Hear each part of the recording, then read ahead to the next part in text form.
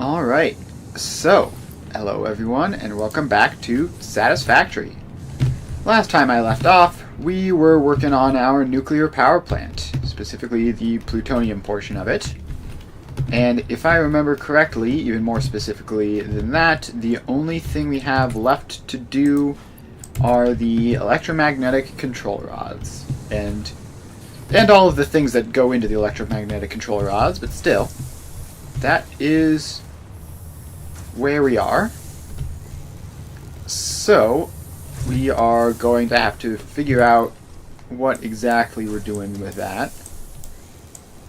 So we need to make, let's see here, we need to make stators and high-speed connectors. The stators need steel pipes and wire. The steel pipes need coke steel ingot, because that's what we're doing here apparently, which means we need iron ore and petroleum coke, which I believe we have the petroleum coke. I think it's down here somewhere. Yeah, that's this stuff. So some of it is going up there, and some of it is going to be used for this. So let's just make sure we haven't split this. Alright, so yeah, the petroleum coke currently is only going into the deuterium, but we need to branch some of it off to get it into coke steel. So we need to get 101.25 of this. So first, let's make sure that this belt is fast enough, which, yeah, I mean, Mark 5 is probably overkill. The Mark 4 that was at is probably enough. But let's leave it at this for now. So we are going to take that out, and you're probably going to need some combination of mergers and splitters, obviously, to get the 101.25. So let's start with a splitter, which will be right overflow center any, and the right overflow will be going into that tempered deuterium. Alright, so that is attached back up.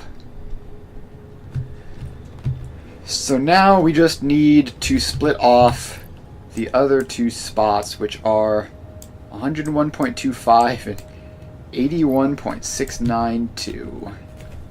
Well, that's terrible. 81.692, 120.191. Neither of those are easily splittable. And 101.25 isn't either. Alright, so what I think we might be able to do here, these machines only take petroleum coke, and they only get fed heavy oil residue. Okay, so we can do this by setting different speeds on the individual machines. So we need, currently these are all set to like 75-ish. That's wrong, isn't it? This is like 150. This is like, okay, no, 300-ish is right. I don't know why my math just suddenly failed for some reason. Alright, so we need 2 of these to add up to 120.191. 120.191 divided by 2. So we're going to paste those two together. And those two are the tempered deuterium, which is going to be going up here. Okay, so let's then disconnect that.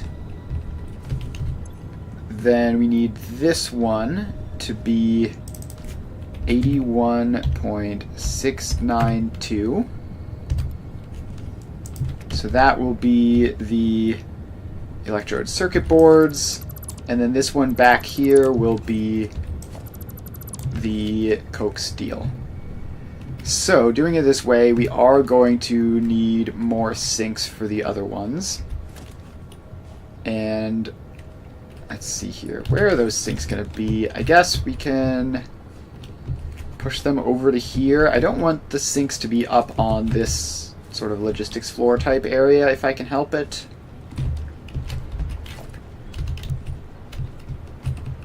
Alright, so why did I just completely forget which button you have to press to go down?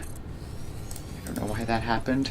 I've played this game for so long, it should be muscle memory, but my muscle memory just failed. Alright. It's C. C is the correct answer. I don't know how I managed to forget that, but we remembered it, so we're fine. Alright, so this one is the 81 point sum, and you just need to go up over all of this stuff, and then down into the sink, which just barely fits. Alright, then we just need this one, which is the 101.25, which I think I actually haven't set yet, so we'll have to make sure to do that. So that just sneaks along to there, and you are 120. No, you are 101.25. There you go. Now we just power these sinks up. Looks like we have a power pole right back there. And we're all good. And these guys are being fed via fluids, so they should just manifold, and there's not much we can do about that, so it's fine to make that not perfect. Alright, anyways, now we have all this. All we need to do is bring that up a level. So let's get in some foundations over here. Like that. And now we just bring these lifts up. So that goes to there. And snaps in. And we call that left any center overflow. This one is also going to be left any center overflow. And now we just bring it up to there. Alright, so that is now attached. So, next up, we need to make our coke steel ingots, which is going to be off of this petroleum coke over here. So let's pop that out so that we can tell the difference. And then we need the iron ore, which I assume is branching off of this. And we have 50 and 101.25 here. So this, I assume, is doing 50. So then we call left overflow and bring this one up as well. So let's just get the foundations over. Something along those lines. And up we go. So that floor hole goes there and it connects up. Alright, so that is both of those. Now these just need to go into a single foundry that's been very slightly overclocked. So I guess that can just be in this area as well. Actually, this whole thing is the logistics floor mostly. Yeah, let's move those, let's move that up to the next floor. So let's get a little bit of space out here. Enough to just pop a foundry in. And a couple of belts going into it as well. Production, foundry, bam. Now this gets some floor holes, and I have to select a recipe for this, aren't I? Using lots of weird recipes that I wouldn't normally pick. But that's fine. Might as well grab them. There we go. So this, we need 135 steel ingots. So let's pop that in. And now we just get this all attached like that. And now we bring this in here. Alright, so that goes across. Then these come down like that and like that. And connect across into the sources. There we are. Now this just needs power and a sink. So let's give you a sink just right there with a smart splitter and Mark III belts. Alright, now we just grab this, get a whole fresh power pole there, and connect them up. Alright, so this is now filling. Those are Mark II lifts. The Mark II is on the bottom, so that should be fast enough. Alright, coke steel, check. So then the next thing we need are steel pipe constructors. So let's get those set up.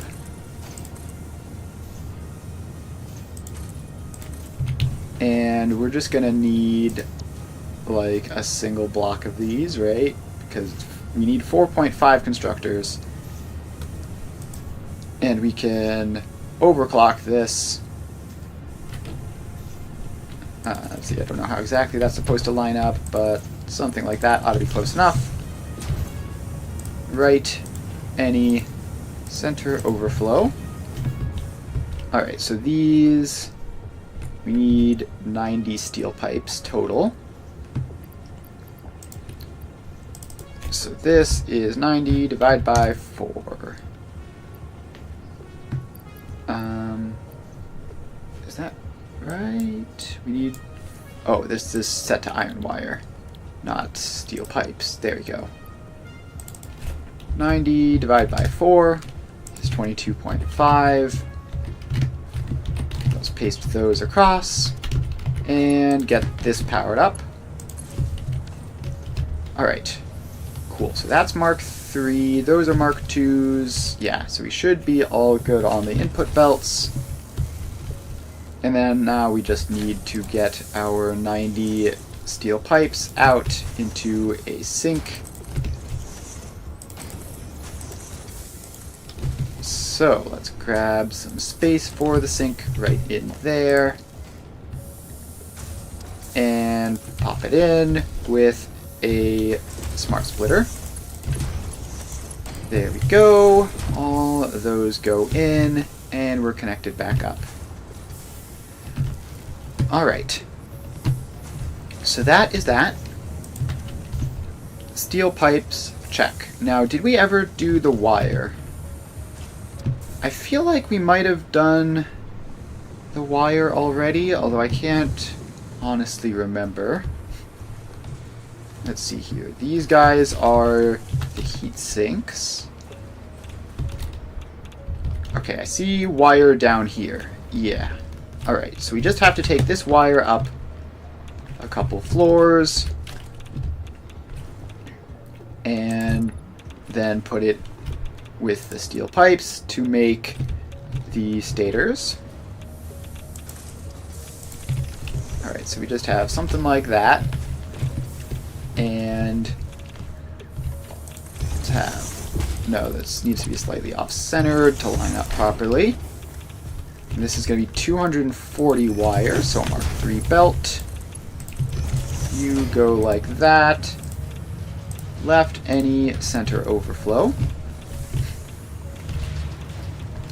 Alright, so that is up that floor.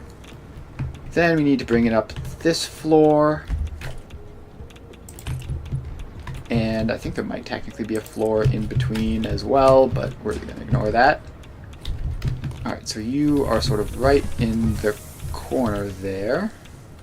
It's going to be harder to figure out, and I just downgraded the belt instead of placing a new one.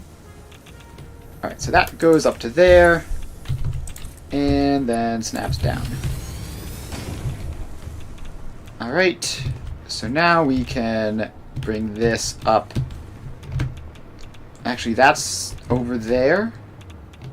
Is that what we were just working on? Yes, so this is actually on the right floor now. So we just need to sort of bring this along and get it all the way over to there.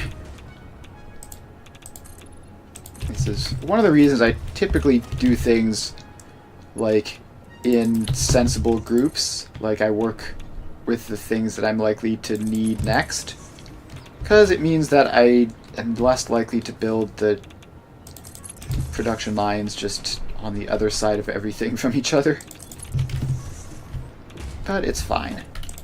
Fortunately, we're not dealing with a super heavily filled floor here, so we can just sort of build ourselves along. Alright, straight mode did something weird again. I'm gonna have to go back to default mode. Alright, so now we're here. We just need to go up and over this Caterium belt. And how much space do we need for this, actually? 6 assemblers, so a decent amount. But we should be able to fit it in this area within the Caterium. Alright, so this all is going to get filled in.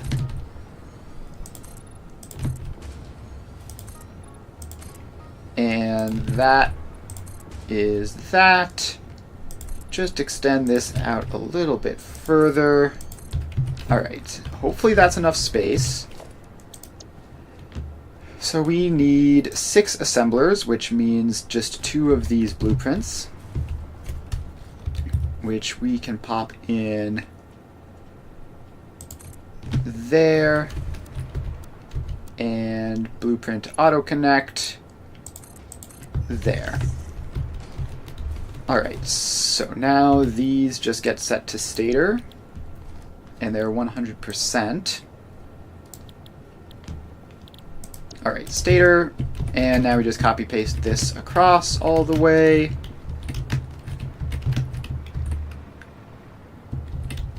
And that should be 30 stators.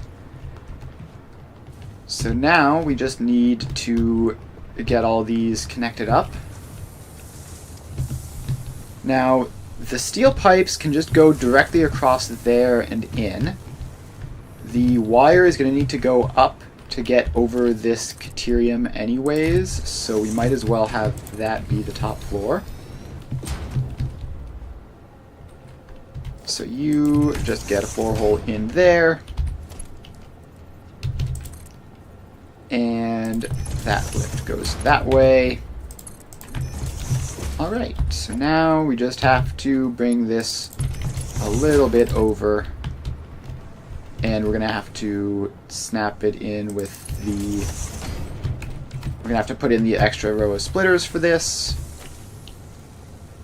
So you get that. And that's 240, right? So this is 120 and 120. And then each of these are 40. Yes, that is correct. So this just needs a little bit more foundation to sit on. And then you just go around like that and get connected up. And then we just have to get all this stuff down. So you go like that. And I believe you are 45 each, so you can be Mark 1. And then we just grab off of that. And left any center overflow. That is the steel pipes supplied and the copper wire supplied. And now we just need power and a sink. So those two get powered up with each other. Then they get connected down to there. And we should be all good. Okay, so this is 30 stators, which means Mark 1 belts are fine, but we just need room for a sink. And we did sort of build ourselves into a bit of a corner here, but we have enough space to get out. So that goes to there, and then we just wrap around into that and power it up. And that should be all good. And these ones are just still getting booted up. Alright, stator production, check. Now we need high-speed connectors. And once we have the high-speed connectors, we can combine them up with the stators to make the electromagnetic control rods. And then we'll be able to finish the plutonium fuel rods. So, high-speed connectors. Next thing is going to be electrodes, circuit boards with petroleum coke and rubber. And the rubber is going to be a bit of a nuisance, but that's fine. We can work that out later. Alright, so the petroleum coke we had just over there, right? And the rubber is also in this general vicinity. Alright, so yes, this is our petroleum coke belt for this task. It's 81.692, which is exactly how many we need. So then we just need 40.846 rubber. And, okay, the rubber is just an input, which means we just have like a belt of it somewhere from the trains, and there should be more than enough of that because of how that's designed, so we shouldn't need to worry about running out of rubber, theoretically. So, which one of you guys is the rubber? You are. And you do all sorts of complicated splitting. Alright, so how many spots does the rubber go to? It goes to 150 and 133.3, then 40.846 and 27.273. Okay, so I think what we're gonna do is we're just gonna bring this up to here. And if we can't like immediately find a convenient ratio for it, then we will just do manifolds with the assumption that we'll be getting more than is strictly necessary, and so it should fill up instantly. Alright, so that's set up. I apparently already set that to left overflow, which is nice. Now this needs to be it needs to be a Mark II, basically, because we have 40 plus 27. Alright, so that is here. Our petroleum coke is right over there somewhere. Okay, wait, the petroleum coke is actually down a level. That's probably fine. So, we just need to get both of those over to here. And this expands out.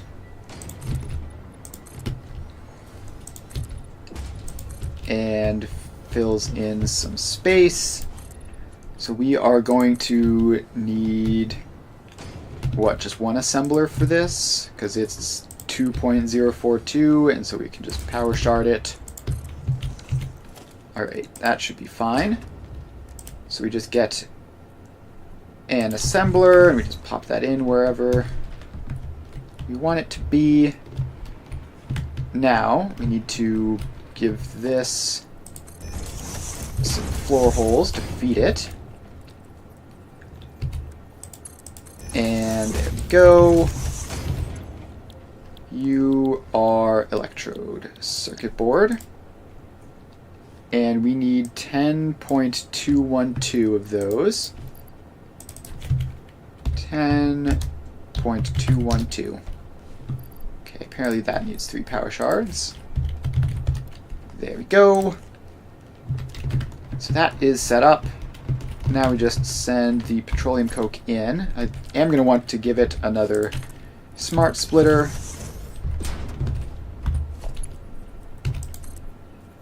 Alright, so that goes there. This goes up there. And it has a smart splitter here with center any right overflow, I guess. And then we'll deal with the rest of that stuff later. Then we just have to go over and grab our petroleum coke. We're just going to need to go up to this floor and around some stuff. So that goes to there. Floor hole goes in. And this is the 80-ish. So this needs to be Mark II.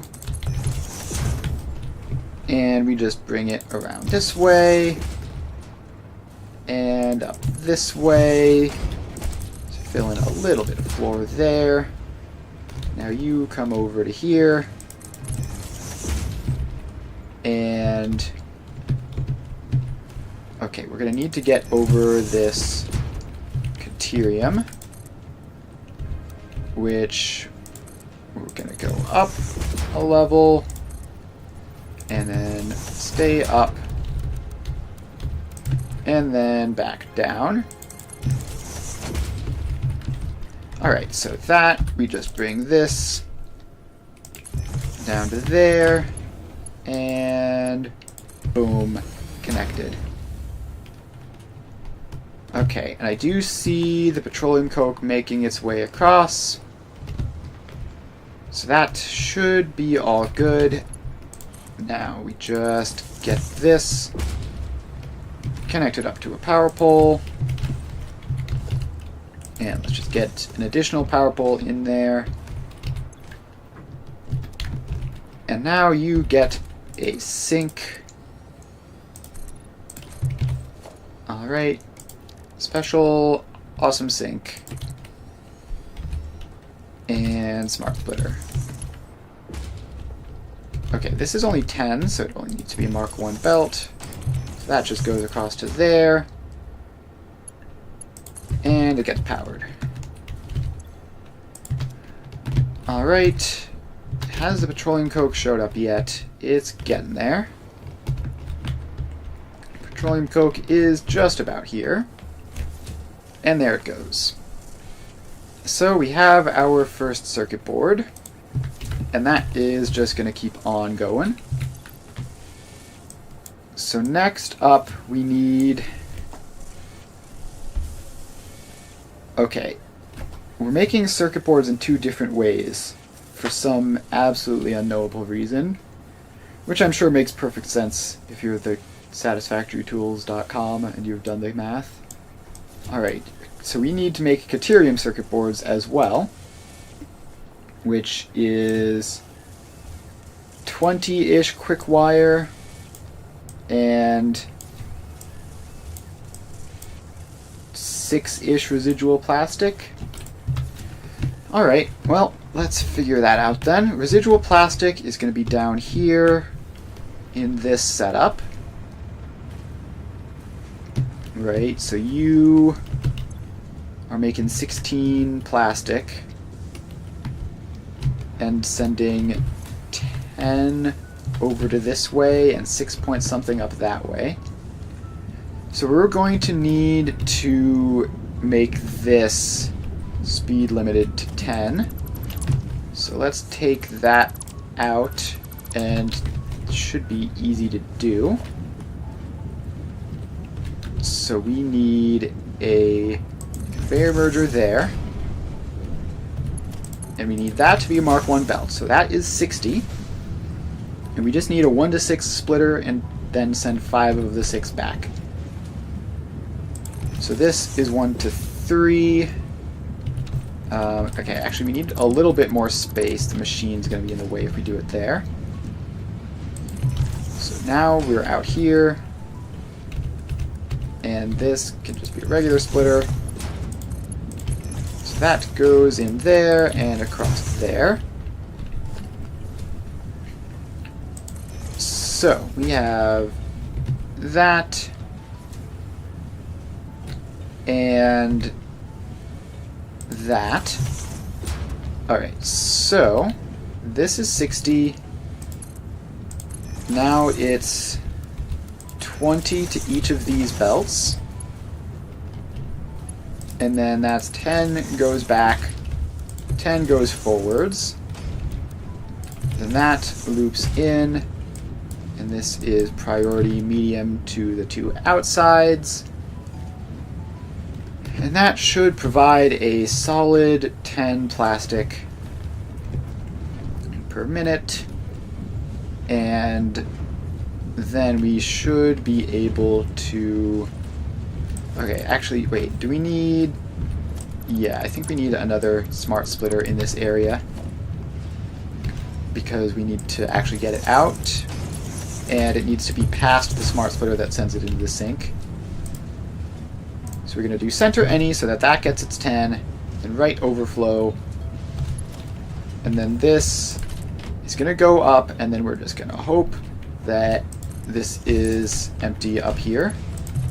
And we haven't just popped that into directly into another machine somewhere. Okay, there is indeed just a random belt going under it. And that's going to be true up there as well. So we're going to need to move you. Instead of just going directly up, you are going to come out this way. I guess default mode. So you can come out this way, and then where do we want you to go up to? Basically just anywhere past this. So if we just pop a floor hole in like there, then we can drop down to here. And that is directly above the sink. So we're going to move that over to here actually. And then you are connected up. And that one goes away because it's no good. But this should still be clear. Yep, that's clear. Alright, so that's the plastic. And then the other thing we need for this is 20 some quick wire. Now where exactly would 20 quick wire be? I'm pretty sure we've already made the quick wire, right? There's regular wire down there. Let's see, do we do anything? No. Where is the quick wire? Oh, is it like right above us? Is this the quick wire? Yeah, this is the quick wire production. Alright. So, we need to do stuff with the quick wire, which we currently haven't. First step is going to be getting 20.522 out. So the quick wire splits into 3. 840, 40.9, and 20.522. So we're going to need to get those aligned. So this is 780. Add 60, and that'll be 840. So let's just do that first because it's going to be easier and just get that part of the splitting out of the way. I need more space over here for this task. So we just need a merger which takes you, and you are right any center overflow. So you are 780. And then we have this, which is going to go out to, like, that same level. Okay, that's not quite lined up right. There we go. So then this needs to send an additional 60 over that way. Make you a smart splitter with left any. So now this should be 840, which we can just pop out onto a Mark 6 belt. Then we have the hard part. 20.522 divided by 40.909. They're like almost in... They're like very, very close to a 1-to-2 ratio. But they aren't quite. So... what is 0.909? That seems like that's some fraction. It's 10/11ths. Okay. So it's 40 and 10/11ths. Or it's 40 times 11. 40 times 11 plus 10 is 450 over 11. And I think that's just how we're going to get that split. That actually works out pretty decently, I think. So first we have to get a belt which is limited to 450. And then we need to balance it down to... Then we need to split it into 11 and take one of those 11ths. And then loop the rest back. Alright, so... Step 1, 450. That's actually very easy. We're going to need a priority merger. And this is going to be Mark 4, which is 480. And then we are going to split off 60, loop 30 of that back, send the other 30 forwards. So if we have 480 here, then we have 480 here on this belt. Then we go right any center overflow. So this is now 420 plus 30. This is 450. All right. So that is that. And we just need you to be medium priority there. And we need all these belts to be correct, which I believe they are. Alright, so 450. We now have to do a 1-to-11 splitter, which isn't ideal, but could be much worse, honestly. So, we just need a priority merger there, which will be fed from that. And 1-to-11 is 1-to-12, but with 1 sent back. Okay. That is actually kind of confusing, but hopefully we can figure it out. So we have another priority merger in there, I think. And now we go splitter. Alright, let's get the belts in. So this is going to be 1-to-3. So, actually, wait a minute. We don't need to do all of the 11, right? We can send most of them back immediately. I think... No, we should probably just do a 1-to-11 splitter and then figure out how it can be simplified later. So, that... We're going to go forwards a little bit, and then you get 2. And these need to be Mark 4s, obviously. So this gives us part of that.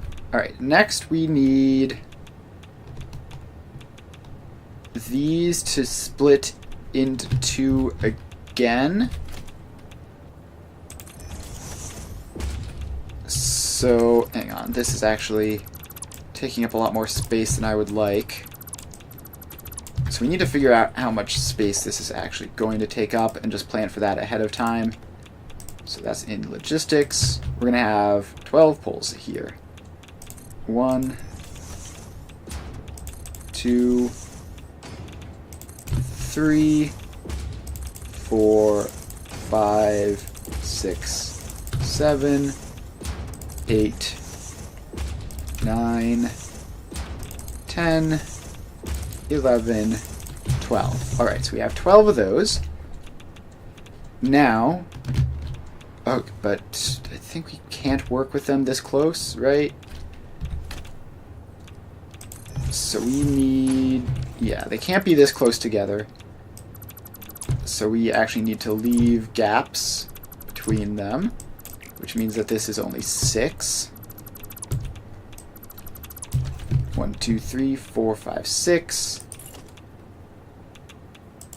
7, 8, 9,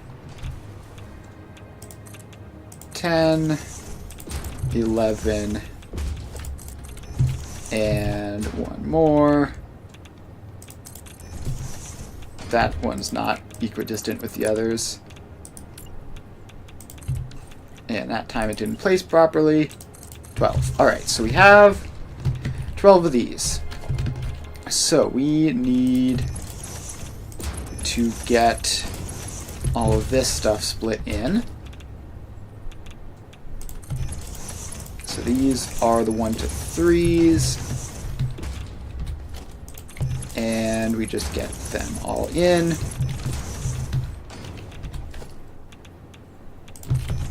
Alright, there we go. Now we just need a 1 to 4, which is like this, and like this. And we just need a 1 to 2, which is gonna be like this. Okay. So now we need to actually, hang on, I just figured it out, I think. So this entire thing can loop back, and then this entire thing can loop back to there, and then we just have this one. So one of these has to loop back. So we'll just have you... Gosh, what have I done? Alright. You go like that. You loop back to there. I feel like I've missed... I feel like I've left something. Yes, I've left that one off somehow, I think. So you loop back to there.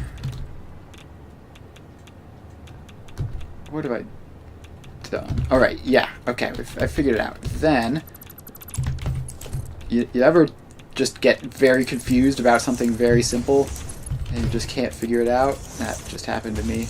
Alright, so then that is all going. So, we have this.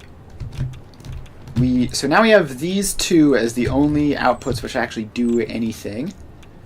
So one of these, I'll have that be this one, is going to come back and... Gosh, we need to get this to line up correctly. It's not going to be easy. So you need to line into there. And then this one goes forward and is our output. So, okay, we need these to be set like that. Wait, does this work? Does this work? So this is 450, but with this loop back coming here, this is always going to be 480. Alright, so these loop backs need to go even further back then. Right? They need to go all the way back into here, I guess.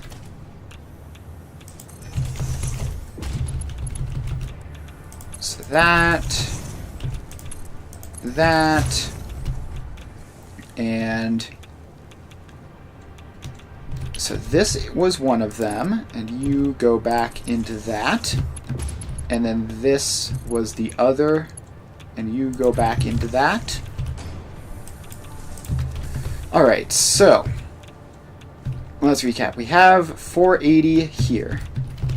We have 30 going, 60 going off, 30 comes back, so this is 450. Then this priority merger does nothing.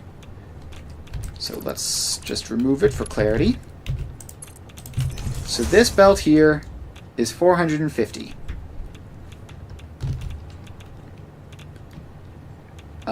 Probably. So this is 450. So this is 450 plus 1/12 of that, and then minus all of this stuff, and yeah, I don't know. 1 to 11 splitters suck. I don't want to think about them. Let's just assume that I'm right, and if I'm wrong, then we'll figure out when the machine doesn't work. So assuming that this is a functional 1 to 11 splitter, we should be done with that. Alright, so then we just need... What is this even for? This was for quick wire cables, which we're gonna have to get to in a bit.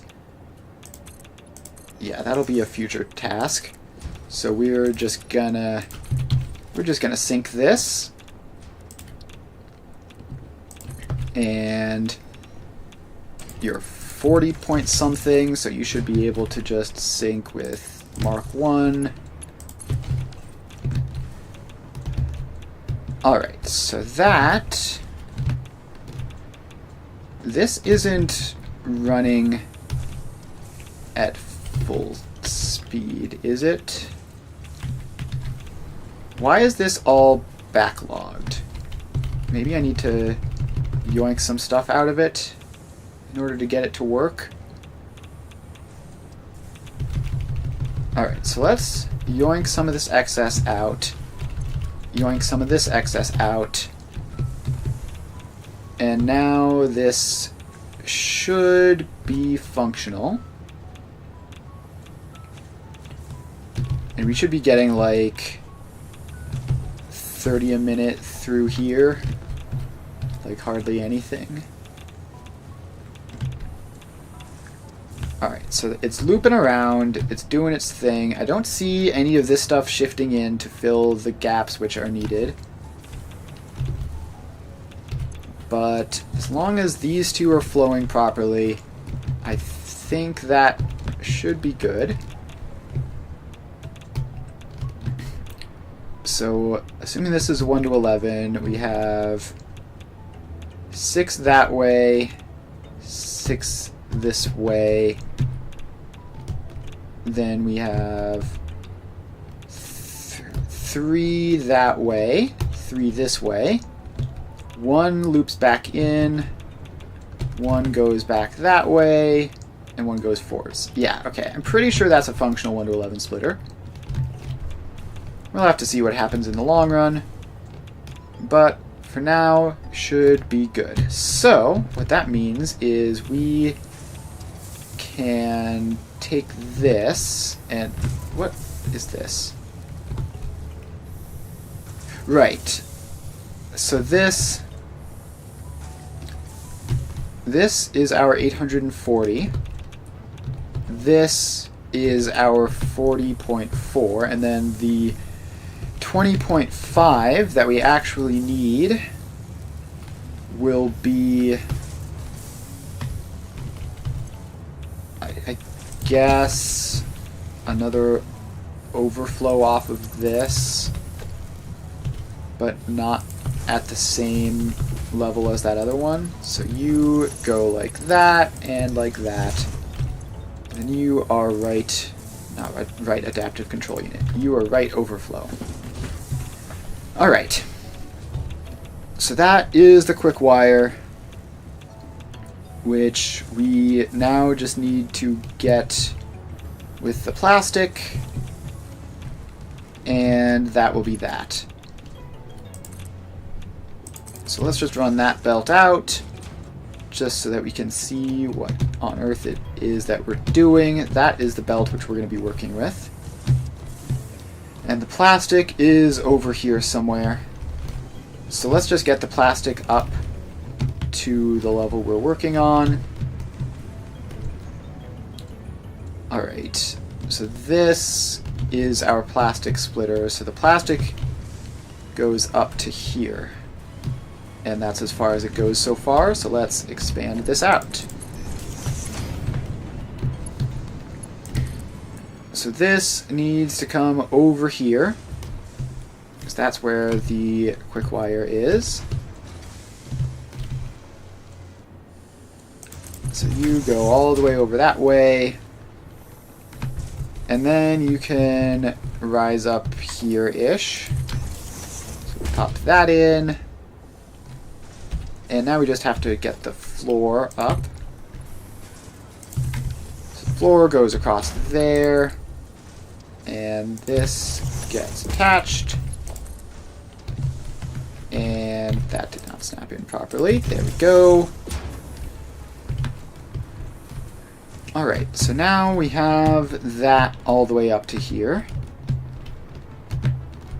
We just need to get it past this whole quick wire thing. So actually let's just make the assembler on another floor up, maybe? I don't know, it's something like... Actually no, we have another floor up right over here, which we can use. So let's grab you, bring you over in this general vicinity, and this just goes over here, and we just need one assembler, which means we need almost no space. So let's just fill this area out and get our assembler in. So this can just go into there. And we get some floor holes in, and you are going to be making Caterium circuit boards, and 4.788 of them. So we pop that in, and now we just have to get the inputs. So you get both of those. Neither of these are especially quick. So we just have to get the floor underneath this and then run the belts over. Alright, so that goes out to there. These two come down like that. And now these floors go over to there so that this can pop up a level. Okay, why did that not work? Alright, now this just goes and wraps around into there. Okay, this one, actually we don't want this to go down a level. The whole reason we did this is so that the quick wire could go up a level and be up here. So this belt comes along this way, and then this belt is just gonna go up and up to there, I guess. Fill that floor in. And now you go across. Didn't quite get you lined up right, but it's close enough. Alright, now this just comes out of that, makes that loop, and that is Deuterium circuit boards done. So let's just get you a power pole and a sink. There we go. And that then just gets belt. And this then connects down to this power pole. Alright, so that is Deuterium circuit boards. Check. So we have electrode circuit boards and Deuterium circuit boards. The only thing we need for high-speed connectors, we need quick wire cables and quick wire. So we need that bit of quick wire we made and the excess rubber to make the quick wire cables next. So here's the quick wire. Here's our 40.9. And then we need the rubber. So where is the rubber? Okay, here is one belt of it. So that comes up here. And then some of it splits off that way. Alright, so the whole quick wire is over this way, so we're going to be taking the rubber over this way as well. So that gets a floor. You're going to need to go up a tick to get over this wire belt. And then go over a little bit. And now we just head on over this way. Alright, you go around that, and then now you're in approximately the right general area. It's time to chop that off. You need a smart splitter there with center overflow right any. So now we need to go up a floor, and actually this is going to be in a big enough spot that we might as well do this. Is that aligned right? That feels wrong. No, it's half of a thing up. Did I just click page down? No, it's still half of a thing down now. Alright. So we just have to get this aligned vertically right. So that is that. And now we just fill those in. And now we get our assembler double floors, which need to be aligned correctly. Okay. This is facing backwards. I think that should be fine. So those are in, and these need to make quick wire cable.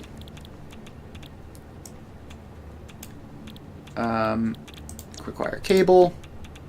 We need 150 total, so 150 divided by 6.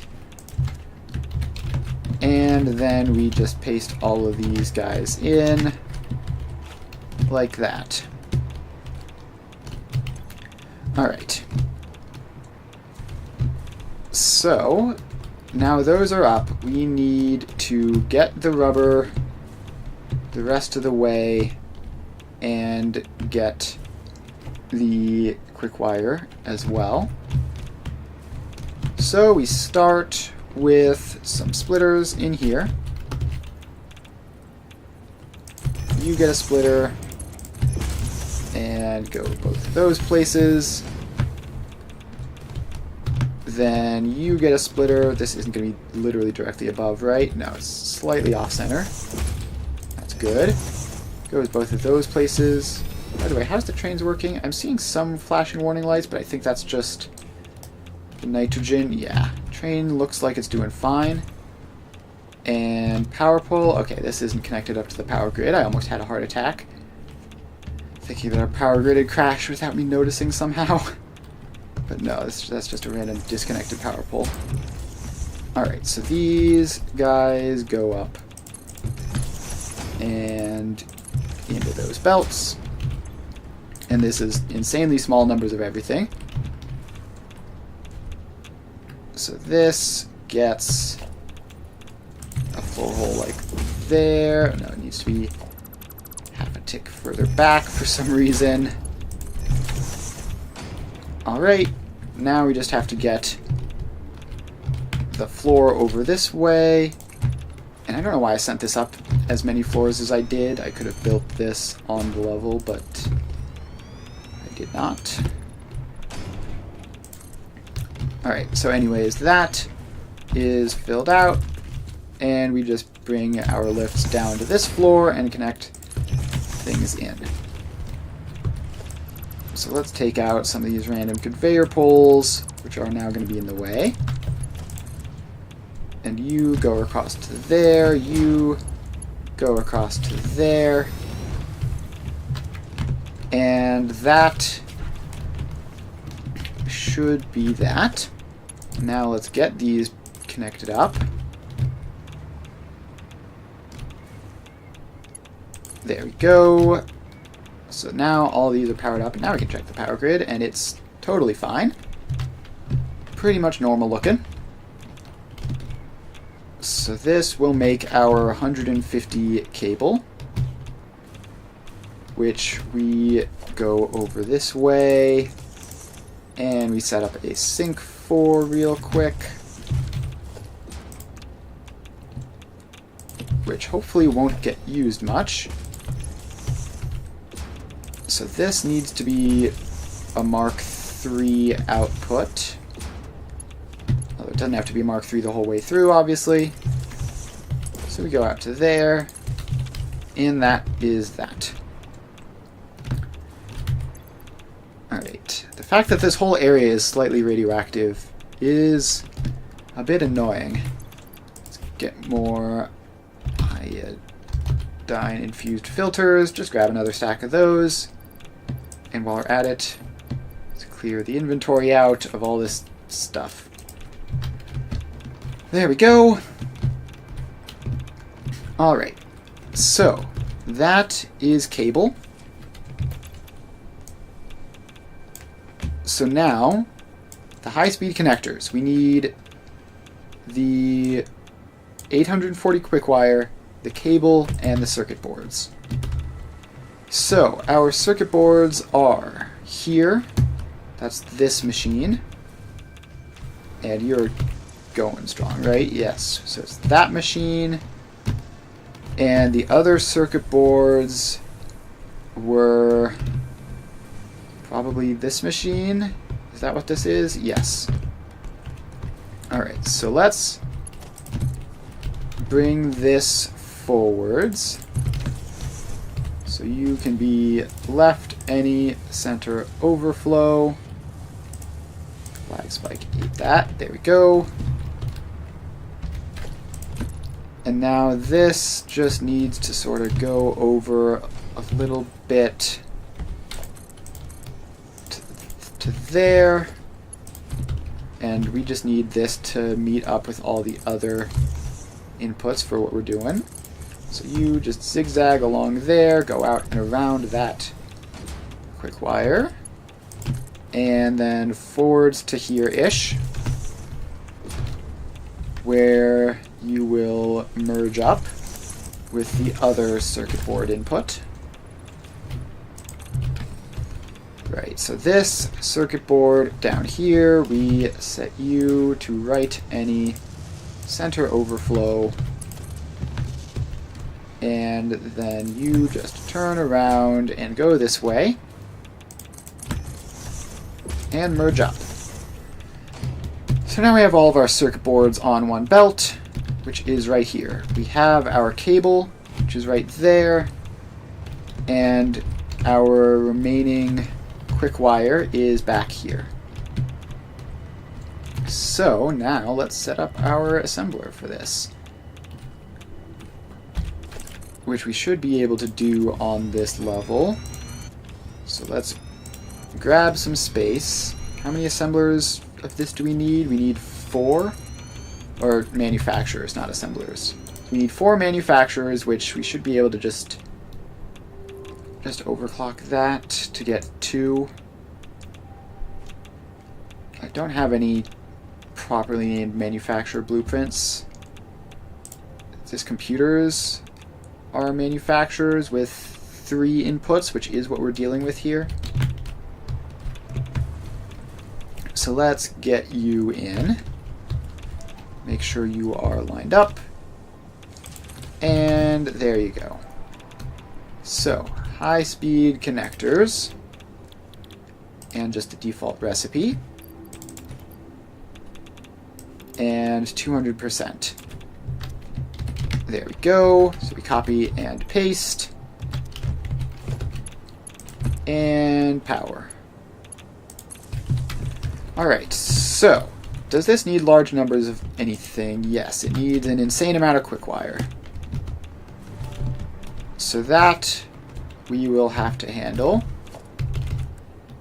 with this being the... Actually, the cable is already up here, so we might as well have this be the cable floor. So we need those to be Mark II belts to handle the cables, which we can then just sort of bring over this way and fill in all of that.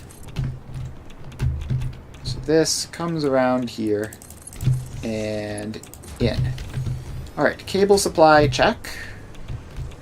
Assuming this is working, which it seems to not be. Showing like 60-ish%.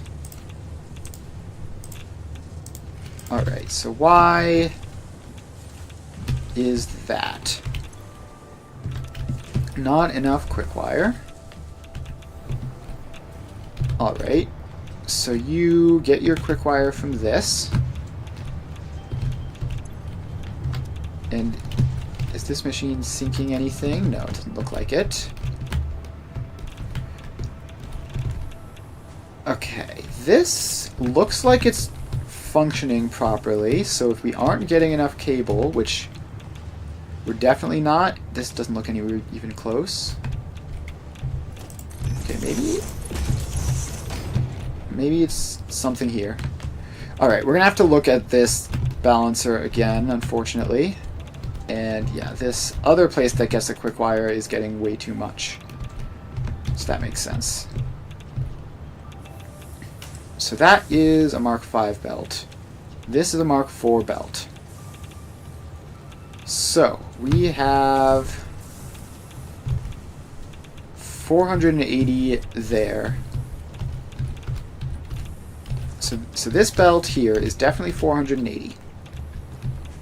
We split 60 off here. So this belt is 420. We send 30 back here, so this belt is 450. Let's get a sign.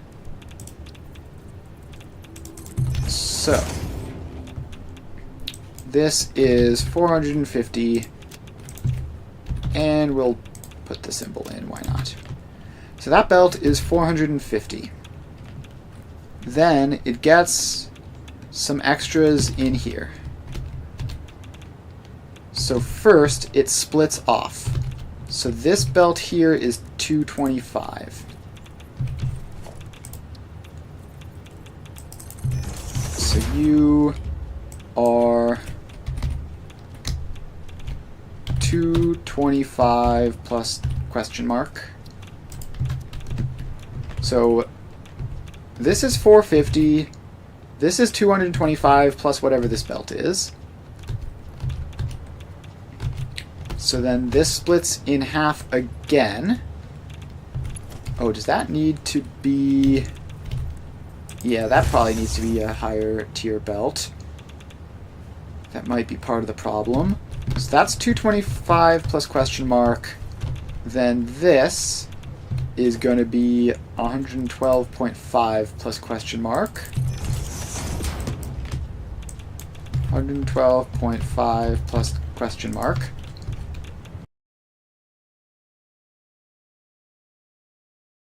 The 3,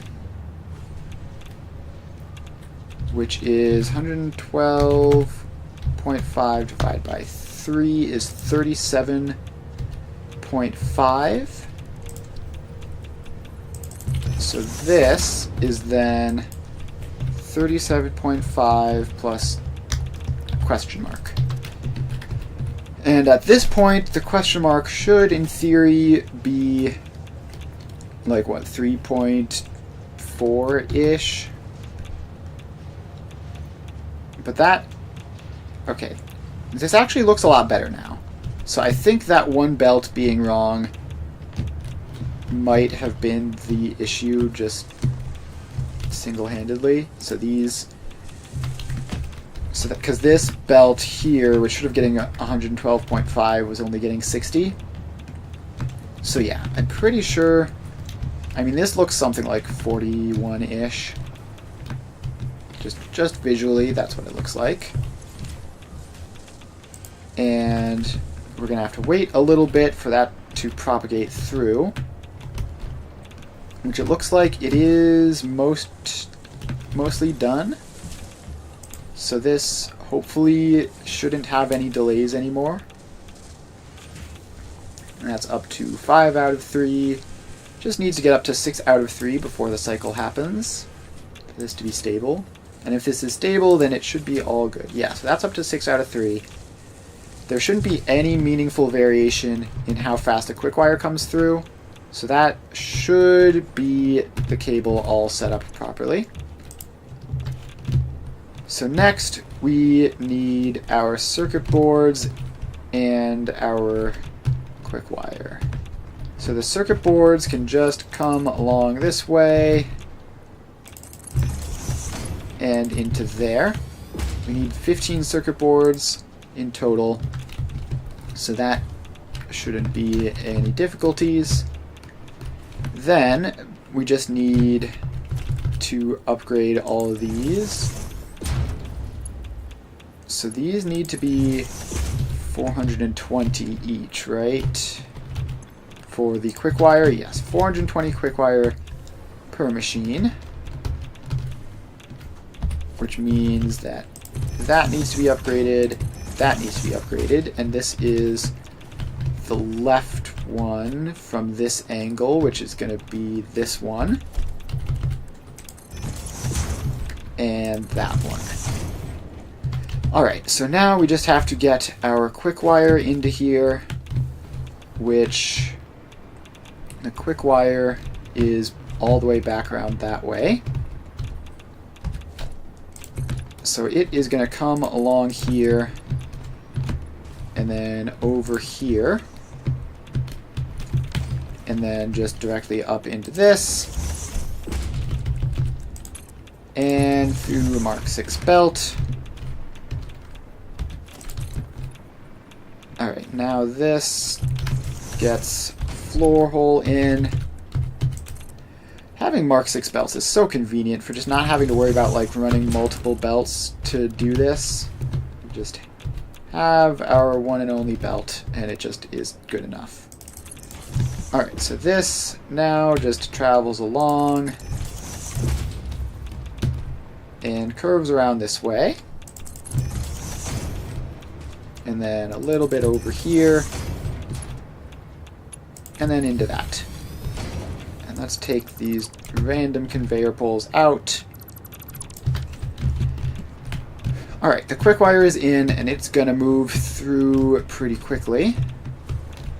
So that should be high-speed connectors done. And this is going to be 15 of these. Let's get the sink. So we just add some space around here and add in the sink. There we go. Mark 1 belt and across and in. Power line up. And high-speed connectors, check. So now we combine high-speed connectors up with stators to make the EM control rods. And where did I leave my stators? They're probably in some weird spot. Oh, is this them over here? Yes, so the stators are over here. High-speed connectors are over there. So we just need those two to merge up, meet somewhere in the middle to make the EM control rods, which will be relatively straightforward. Let's just get this area in, and we just need to find a flat enough area, like in here should be good. So yeah, if we're just along in this sort of general vicinity, then we should be able to bring our belts into here.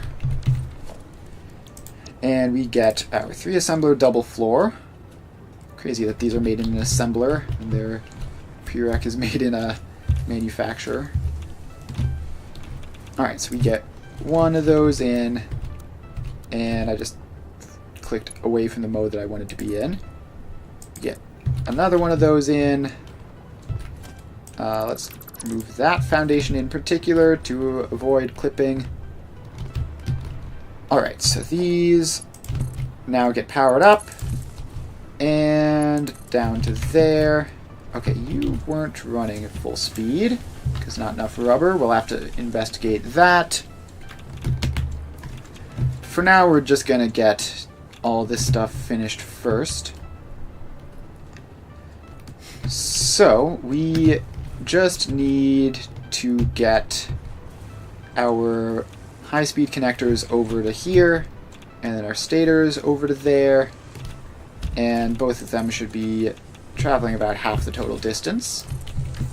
So this belt goes along like this, and it just moves along, and then it curves around this way, and we just need to get this connected up. Bam, and bam. That belt goes in, and that is high-speed connectors attached. So now we need to grab our stators, which are right over here. And they're going to need to kind of sneak around all this junk to get in. So we just go over like that. Then this goes up to there. And we have to set this to left any center overflow. And this then just goes all the way over and around like that, and then into a splitter, which will be right here. Alright, so that connects up, and we're in. So, stators are incoming. I think I probably forgot to set the settings for the high-speed connectors, so let's run over and do that. Yeah, so this smart splitter needs to be left any center overflow. Alright, so now those should make their way over to here, and that should be that. Now, however, we need to start worrying about the rubber supply, apparently. So there's not enough rubber going into this belt. Now, where is this? Okay, this is supposed to have been split properly, but it clearly went wrong somehow. So, let's figure out how much this is supposed to be. That's this, right? So this should be exactly 150 rubber. Alright, so let's follow this back and see where that went wrong. So this... I bet I know. You are almost certainly meant to be left any center overflow. So, let's see. We have a large supply of rubber going in here. Splitting some of it off there. Then this looks to be Mark IV. And we split 60 off. So this is wrong, right? Wait, how does this work? Oh, I see. We split 60 off there, so that's 30. But then this goes down to a Mark II belt. So now this is 150. Got it. Alright, so that should be fixed. Now, there's a lot of this yellow is just because the main production chain has to start before anything meaningful can happen. So we are almost there. Okay, these need to be set with the recipe. EM control rods.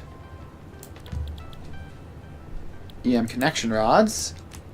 And we need 30 in total, and we got 6 of these. 30 divided by 6. So now we just paste that all the way across. Alright. So that's all good, and some of these are even starting up already. So that is that. These are just a moment away from getting the high-speed connectors. Had a bit of a further journey for them.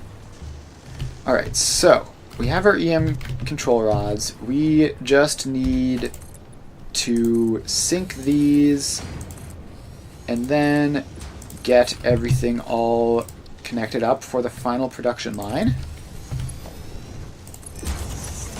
And that is pretty exciting. You never really realize how little there is left to go until suddenly you're basically done. I mean, we still have a whole lot of power plant basically to go, and probably a ton of bug fixing. But the progress is kind of incredible. So we have our EM control rods, check. Next up, plutonium fuel rods. So we need control rods, heat sinks, steel beams, in case plutonium cells. So the control rods are here. The heat sinks are actually directly beneath us, conveniently enough. The encased plutonium cells are way over here. And the steel beams are... Do you make those out of aluminum? Yeah. The steel beams are over here somewhere. Probably. The problem with the steel beams is they're like a stage 1 production thing, because we're just going straight from aluminum ingots to them. So they could be anywhere, and it's like 2 constructors. It's 2 constructors, which could be anywhere on the map. Where are you? You up here? No, those are steel pipes. That's some wire nonsense. I think at this point we're too far up. Let's just follow the aluminum ingots then. So these are the aluminum ingots. They go this way. And then they split. Alright, so the steel beams are here. So these are like actually also just directly beneath. Alright, I have accidentally coordinated this beautifully. Like everything is just sort of in a vertical stack of where I need it to be. So, this is the steel beam output. You need to just go up to there. And like that. Right any center overflow. Alright, so steel beams are going up. Then we have the heat sinks there and the EM control rods there. So let's build out this area, which, oh, we need 20 manufacturers for this. Okay, that's going to be a bit of a task, but it's ultimately really not all that bad. Hold that, make sure it's aligned. Okay, there's actually that pillar there, so we can't do that here. So let's just do it over this way. So we can just expand this out like this. You don't have to go all the way over to that pillar. And so this is 5 wide, which should be wide enough. And then as far as the depth, we'll have to figure that out later. But let's start by just making this all nice and even. Alright, so now that's all even. We can pop a foundation 5x5 blueprint there. Alright, now we can start building our manufacturers, which are going to come in batches of 2. Right, and we need this blueprint to have all the floors that we need. Alright, so let's get this in. Let's see if we just line you up like that. And just start pasting. So that is 2, 4, 6, which we could multiply up to 15 if we wanted to. Let's get power lines up there so that we can fly. That power line is filled, so you can be upgraded. And up to here. So these get powered up. And we're going to need to paste the settings across as well. So that's 6 assemblers. We just need 500 million more. So we have another one of those. And let's land successfully.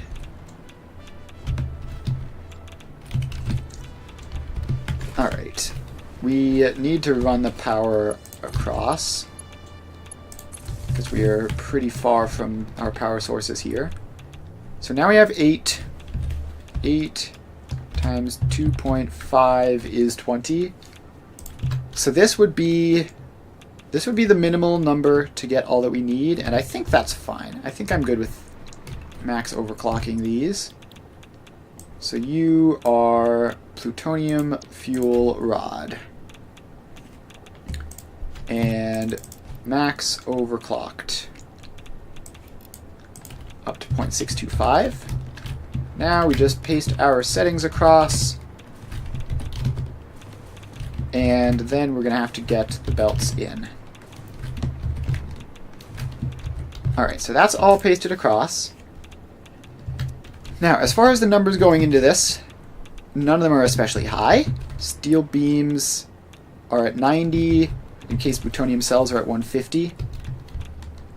So you will need a little bit more than Mark 1 belts for those, but not by much.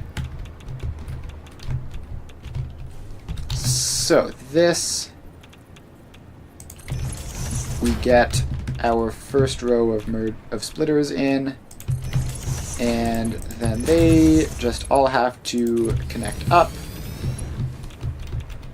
So we get all of these connected up, and then we get these ones as well, and we'll figure out which ones are getting upgraded to have the steel beams and encased plutonium cells when we figure out like just what's most convenient for belting. So for now we're just going to do everything as Mark 1s. and then do an upgrade or two in a minute.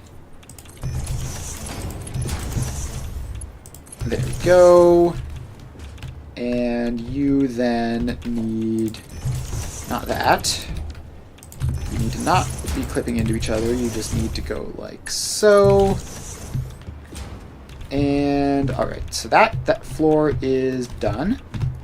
Now we just come down here, do the same thing again for this floor. So we put the splitters in. Then we put the belts across. And then the last row of splitters, which is just one splitter, obviously. And the belts. Then we come over to here. And you get splitter, splitter, that's off center. And we're going to have another splitter there eventually. This is a belt, belt, belt. Just get all these connected and done. Alright.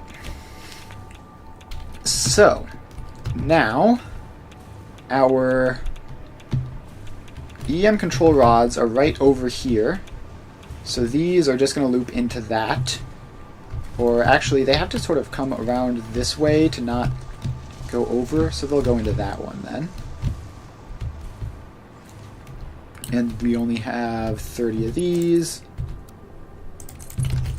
Also, this needs to be... that sink needed to be powered. Left any center overflow. And now we just have this belt go across. So you go around this way and then over to here. Like that. And then we run forwards a bit. And then we take a bit of a curve this way. And then we just pop into that. Alright, EM control rods attached. Next up, heat sinks. Heat sinks can just go directly up and into this. So let's get that across. And a little bit back to here so that this can get lifted up. And we just need a floor hole sort of somewhere along that line. So now you're connected. Do the settings, center overflow, and we're up. Alright, now this belt just comes around and a little bit more foundation out here so that this can be a straight belt, which looks marginally better. And that goes into there. Heat sinks, check. So we just need the steel beams and the plutonium cells, which are both going to be going up to this level. So the steel beams, that's their hole right there, yeah? So they can go into this side, which means there's going to be 90 going into here, and then just 45 immediately after the split, and we're just fine. Alright, so that should work out. Let's actually use some of those random things there, just so that they are being done with something. Now we just need to get the steel beams up a couple of floors. So that, apparently this is a floor out here, which we should probably have this go up through just for consistency's sake. And that was off center, so you need to go like that, and like that, and like that. Alright, now we just have to hope that I am correct and this is the steel beams. Yes, it is. That is the steel beams belt. Alright, so then up one more. I've been using Mark 1s for this, haven't I? These need to be Mark 2s. Alright, so that is all Mark 2s now. You come out here. And, oh wait, no, you need to go up even one more to get up to this level where you need to go. So that floral goes in there. You lift up. And now you're attached. And that's steel beams, check. Alright, we see heat sinks starting to move through, and EM control rods as well. That's cool. The steel beams are moving as well. So now we just have to get the plutonium cells, which are going to be 150 in here, which means 75 in these two places. And then from there on it'll be 37.5, and we don't need those upgraded anymore. Alright, so this should be able to descend down a lot. Let's see, I'm not sure entirely where. I think we'll just be on this level for most of the trip, actually, because that will keep everything out of our way. So we just have to head on over here. And then we need to get that belt over to here.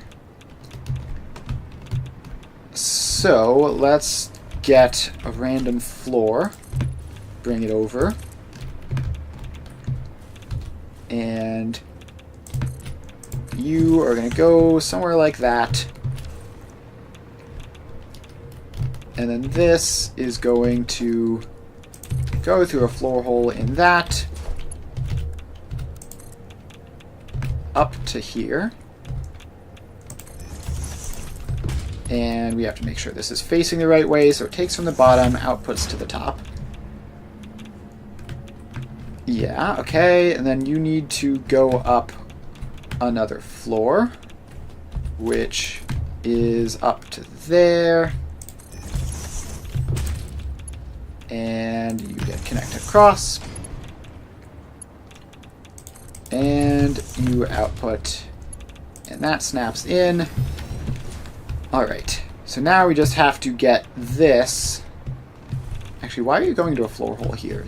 You don't need a floor hole there.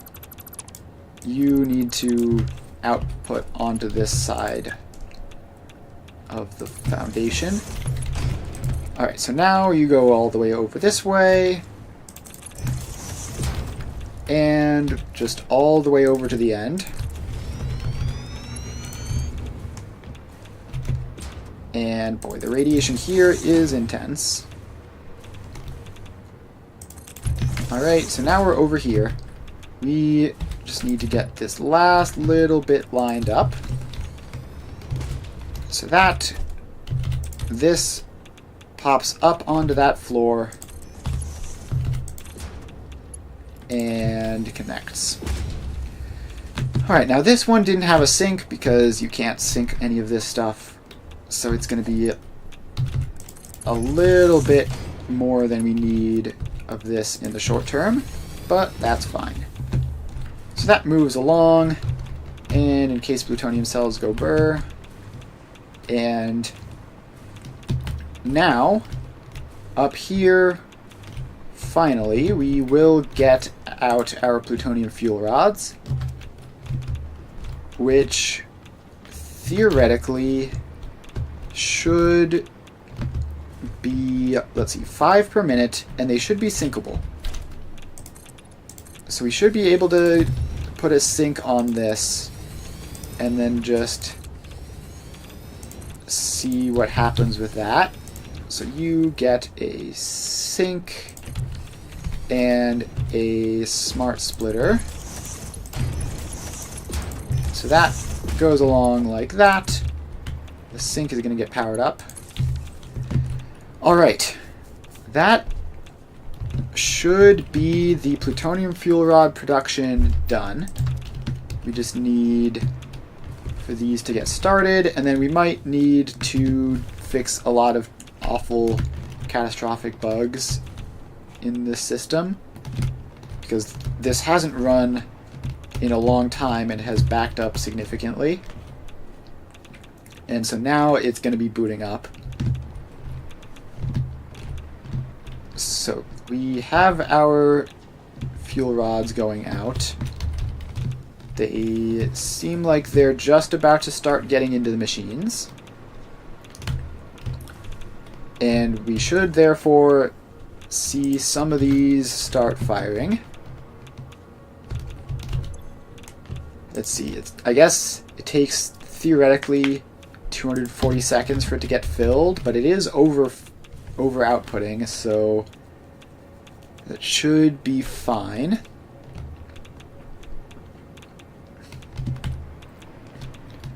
Alright, so that all goes out,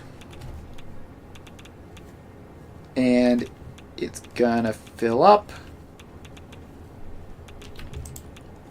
25.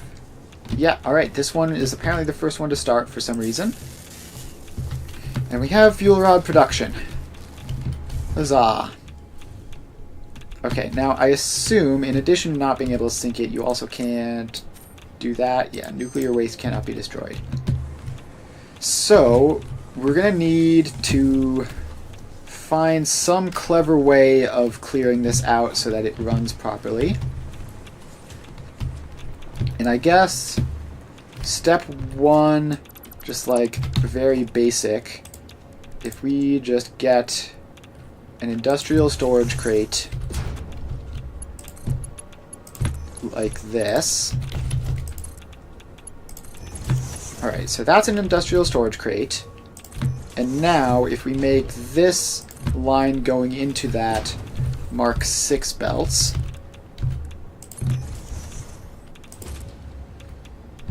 then we should be able to get these machines outputting a lot faster until they fill up that industrial storage crate.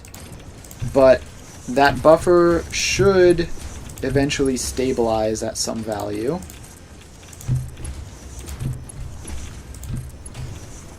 Alright, so we just get all of this going full steam ahead. Okay, now it seems like it stopped somehow. So why has this all completely stopped outputting? Is it just because of how far back it is? Or has something gone wrong? I'm gonna have to investigate. Okay, it is this machine and back aren't running. Because it is just because they can't get their output. So, if we go up to this, this is filling up with excess fuel rods. So these ones over here, yeah, we are getting there. Turns out Mark 6 belts are really quite fast. And then past this point, it's just going at a normal rate. And actually, do we want this to be limited? Yeah, I think we do actually. So let's get this to be limited so we get a merger, a smart splitter, and a merger, I think. So this needs to be taking as much as it can, then this needs to send out a Mark II and a splitter. So it sends 30 Fords from that, which will be right any center overflow. And then this needs to be priority medium right. And then this just needs to then connect up to the actual output. So that should limit this to 150 per minute, which we can actually just confirm with a throughput monitor. Pop that on, that should be 150. And then this, we're going to want to figure out something to do with all of this extra encased plutonium cell. I assume there's... Okay, not encased uranium cell, I clicked on the wrong one. I assume that this is the only thing you can do with them. Yeah, that's the only thing you can do with them. So, if we want this to all have sinks... Okay, we also need to dump some of that stuff into a box. Did I get any more? Okay, yeah, no, it's just... That box is just insanely radioactive. So that's fine. This is showing 150 and perfectly stable, as it should be. So that should be all good. And now we just need to work out how to prevent this box from just infinitely filling. It looks like we do, for now, have all of these running. So all of these guys are outputting back here, and some of them are almost done with their internal buffers. So obviously one thing we could do is just have a whole bunch of storage crates here, just so that it doesn't ever run out. Another thing we could do is we could find some way of draining these, like with what's it called? If we go to here, we could like import pressure conversion cubes just to sink a couple of these extras. But that seems like a lot of work. I think we're just going to leave this as is, and then maybe add another box onto it if we need to. Yeah, let's just add a second crate onto this. And since theoretically this should be perfectly stable or drain over time, so we shouldn't need more than one extra box. So let's... That smart splitter is facing the wrong way. Smart splitter in there. And you just go like that and right overflow. So if there's something broken not related to this production chain, it will still eventually have problems. But for now, we should be in the clear. Yeah, so it looks like all of the excess has been removed with like half a box to spare. So now this is just going to be outputting until the end of time. So that should be perfectly stable. And now the problem is that this giant buffer will conceal future problems. So I kind of almost want to... What if we actually just disconnect that and just do that? So now we have no buffer. It should never fill up. That should be perfect. And now we just have this box here, which... I don't know, we'll figure something out to do with it eventually. I guess we can connect it up. We can connect it up at some point in the future, once we're confident that this chain doesn't have any issues. And so if some weird freak accident does happen, then we will have additional power. Alright, so that is going. How is this? So this is running, and it doesn't look like it has any issues except for non-fissile uranium output. So where is the non-fissile uranium output all going? It is all going into these guys, which is working properly, except we might have internal buffer problems here too. Maybe. Alright. I hope we don't have to have those boxes just on every single step, although it seems like we probably will. I think ideally we just let it be. Okay, so now we have an actual problem here. So this doesn't get enough sulfuric acid. So the sulfuric acid... This was the nitric acid. Right, so the sulfuric acid is down in here. And I do indeed see that about half of these are yellow. Alright, so it is actually a throughput problem. So these are very low percentage. So not getting any output through. How much sulfuric acid is this in total? It's 350. So we shouldn't have throughput problems. We should not have throughput problems. Why is that happening? This is showing it's flowing at 600. Okay, well, I think that's probably wrong, right? This...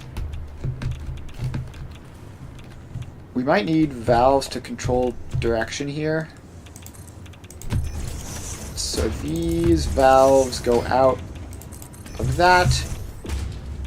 So this should only ever flow forwards and up this way.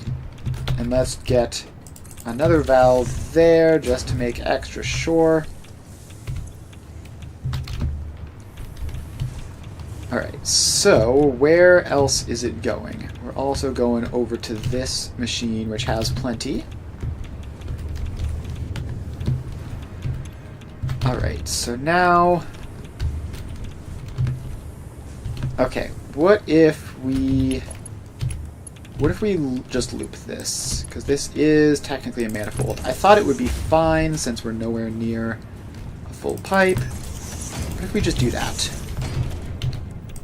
And then you two are inputting into that, and you two are outputting from that. Alright, so that, at least in the short term, I mean, these should be able to get their stuff out now, and hopefully that'll be fine. Okay, now this entire row is stuck. And still because of not enough sulfuric acid. Which really should be fine, although maybe it's... Okay, now I think I know what I've done. I think at this point I've ruined the head lift. So let's take that valve out, replace you with a pump Mark 1, and... connect that up. Yeah, I don't know if it's a bug or if it's intentional that valves just kill all the head lift. But either way, we have that in now. There are no valves past it except for these guys, which don't need to go up any.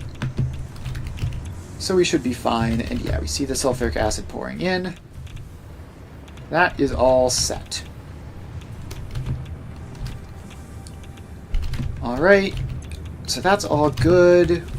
This is doing its thing. And... Alright, sulfuric acid supply looks like it's been fixed. At least on a visual inspection, it looks fine. Now we go over to here. These ones are dealing with the whole too much nitric acid in them problem, which... should resolve once these guys are running around the clock, I think. let's see here, because you have plenty of room to output your water, and if we go all the way down here to the other side of the row, that should still be true. Okay, yeah, so you are just getting your sulfuric acid fixed up, and you will probably also be in a similar boat. But none of these guys have any water backlogs, which means they should be able to run continually and drain the nitric acid. And that should be golden. Okay, now let's head all the way up to the top to get just an overview. Okay, at a high level, everything is fine. We have our 5 plutonium fuel rods going out. These are all 100%, and at least at the moment, they look relatively comfy. Okay, now we go over here, and this is doing fine as ever. Exactly 150 going through. So that is a good sign. Now, one thing which I could do to solve some of the problems we're dealing with all the buffers is if I just... I'm going to need a box to put this in. Actually, no, I can just... Wait, no, that's not where I need to cut that. Let's put that back. Whoops, don't mind me. Now I've got all this stuff in my inventory. And... Alright, yeah, I'm going to need a box. Organization. Storage container.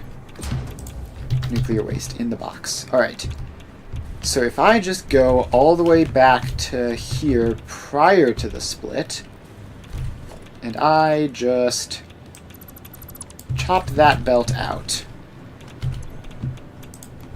and then I throw the nuclear waste into that box. So this should remove all of the nuclear-related backlogs from everything. And we're just going to leave that as is for a while we look at the other problems. And that should... So these are going to drain their internal reserves of uranium waste over time. It's going to take like 5 or 6 minutes for that. And then these are also going to drain their reserves of uranium waste. It'll take a little bit for them as well. And then they'll also start draining their reserves of non-fissile uranium. That'll cut the plutonium pellet supply. And eventually the whole thing should shut off because of a lack of uranium waste. And then we can boot it back up with no reserves of anything. And we're just going to have to remember to actually do that, obviously. In the meantime, I'm looking around, I don't see any yellow unrelated to that, which is a very good sign. So this is still going to be doing its thing. And yeah, we can actually connect this first box up. So let's just get you priority merge. So you priority that way. And then like that. So this should eventually start draining this box once it's all set up. Now I'm probably going to need to throw more of that into there. Alright.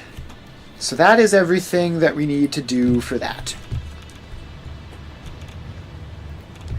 So the next step is, I suppose, the actual power production, which is going to be quite the journey, because we have to get all the way down to there for it.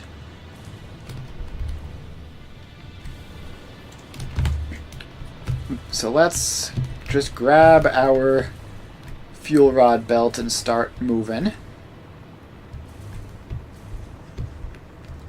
Alright, so I have no idea how many reactors this is even going to take.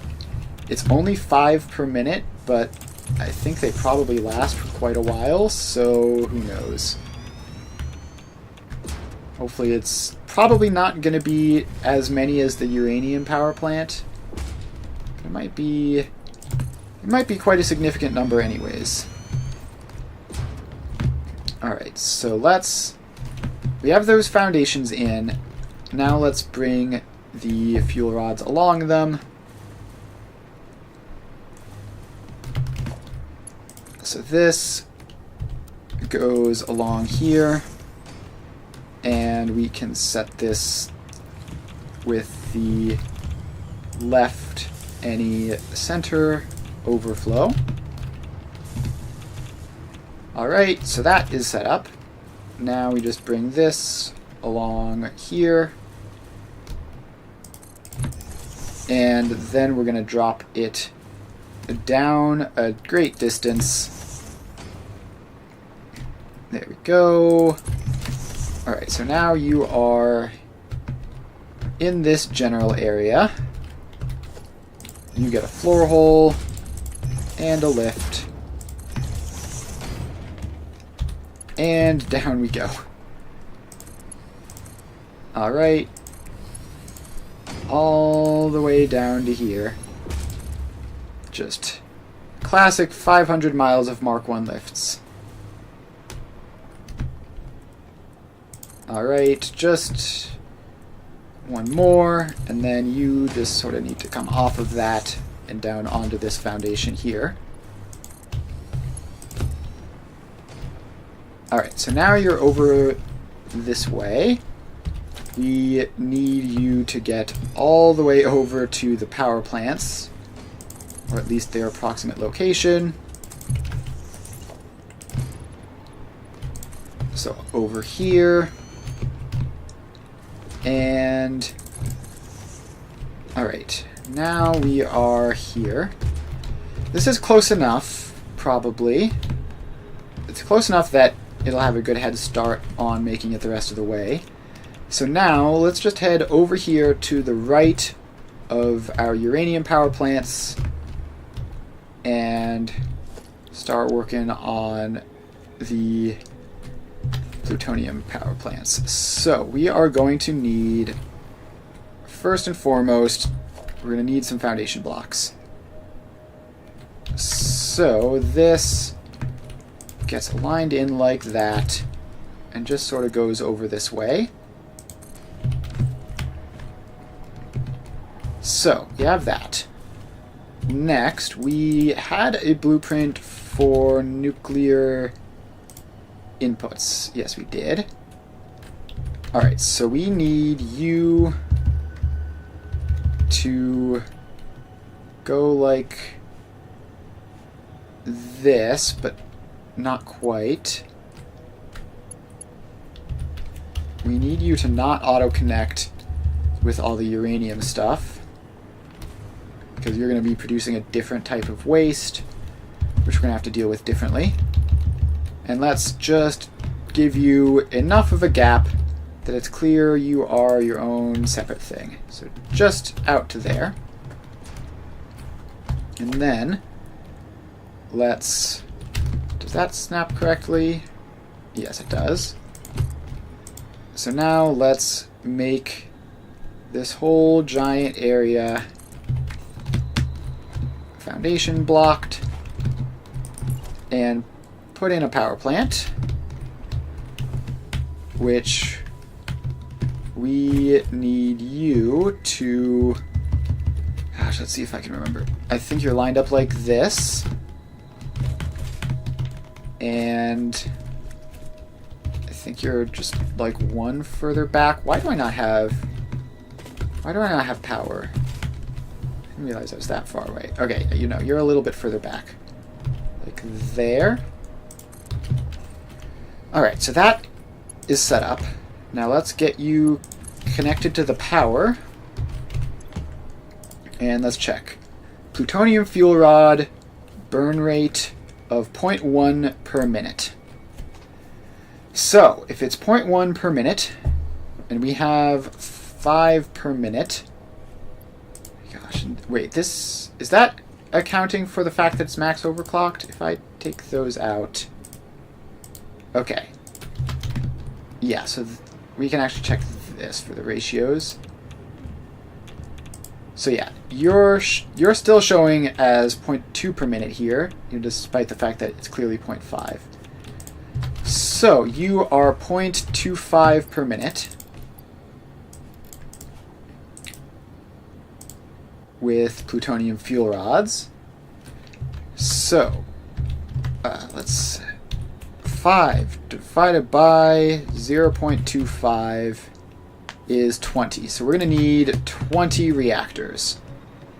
And we have these in sort of rows of 4.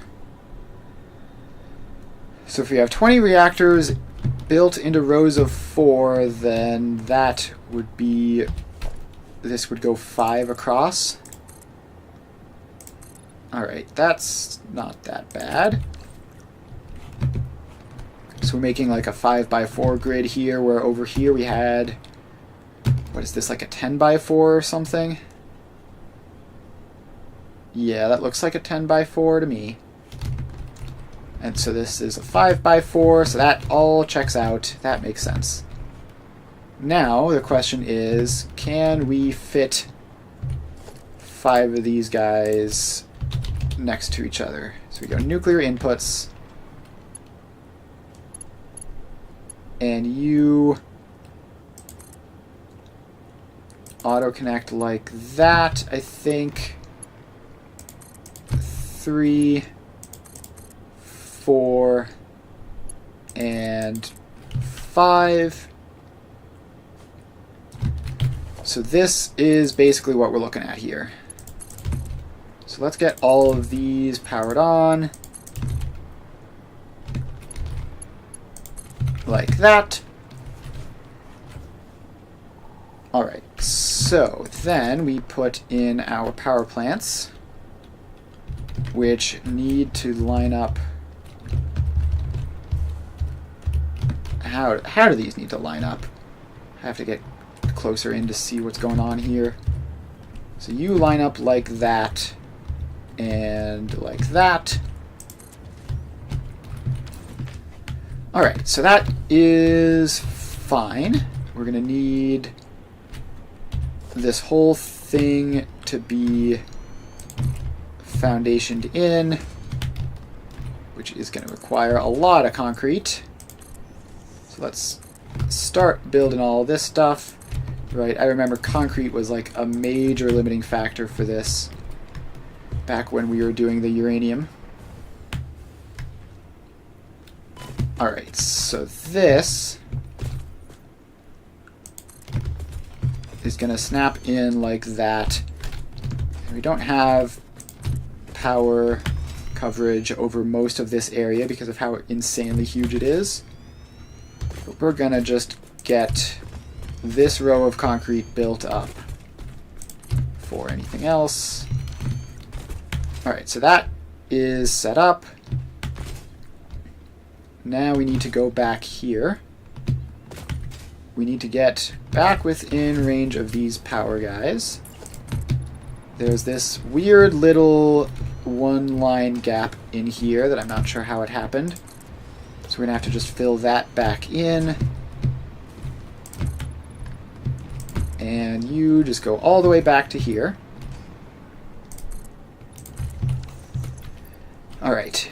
And now we're short on concrete. And let me guess, the reactors also require a lot of concrete? Yeah, reactors also require 250 concrete each. So this is going to be a whole process. So we're just going to have to brace ourselves for that.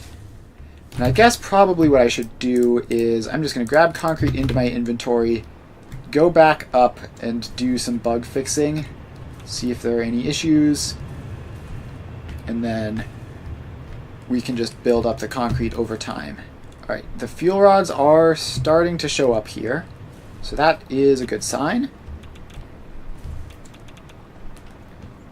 So now we just fly all the rest of the way up. And let's see, this whole area does have power. So I can just fly up here. Alright, now we have this. So what is going on here? These guys have given up because of lack of uranium waste. These ones have a little bit of uranium waste, but no non-fissile uranium. So the plutonium pellets are empty as well, but it looks like the pellets are still producing. So that means that ran out relatively recently. Oh yeah, so this will be, what, another 10 minutes or so? Wait, math? No, another 8 minutes. 8 minutes until that particular random assembler is empty, which should be roughly representative of the whole batch. So that is pretty cool. Now, I mean, that box over there is gonna be running for like an absolute eternity. The odds of this doing anything, the odds of this running out are very low. In fact, this one hasn't been affected yet, which is a good sign. That strongly indicates that the encased plutonium cell production is functioning properly. Alright. So, are there any other problems in here? I mean, everything looks good. Okay, except for this. What's going on here? Oh, this is the sulfuric acid, which mostly outputs to that, which is bricked. Right. So fluid outputs don't get sinks, so that's just going to be like that. And then obviously this whole line is eventually going to go yellow. But things are looking solid. That is another fluid line, which is connected to the uranium output, which we're draining currently. And all of this is good. Obviously, it could just be that these guys also have internal buffers, which are depleting very slowly. But, I mean, this is 100% with no internal buffers at all. So that looks very, very promising. So these guys have big rubber stockpiles. I don't know, was I doing anything about the rubber? Was I splitting this evenly? If I was splitting it evenly, I might want to deplete this to make sure that it works. But I'm not entirely confident that that's what I'm doing here. Okay, this is just an overflow belt. This is just an overflow belt. Is that fine? Yeah, that's fine. The rubber was one of the ones which is very, very difficult to split properly. So yeah, we're just going to leave that as it is. That's fine. The rest of this stuff is all going well. Is this wire buffering? It looks like it is.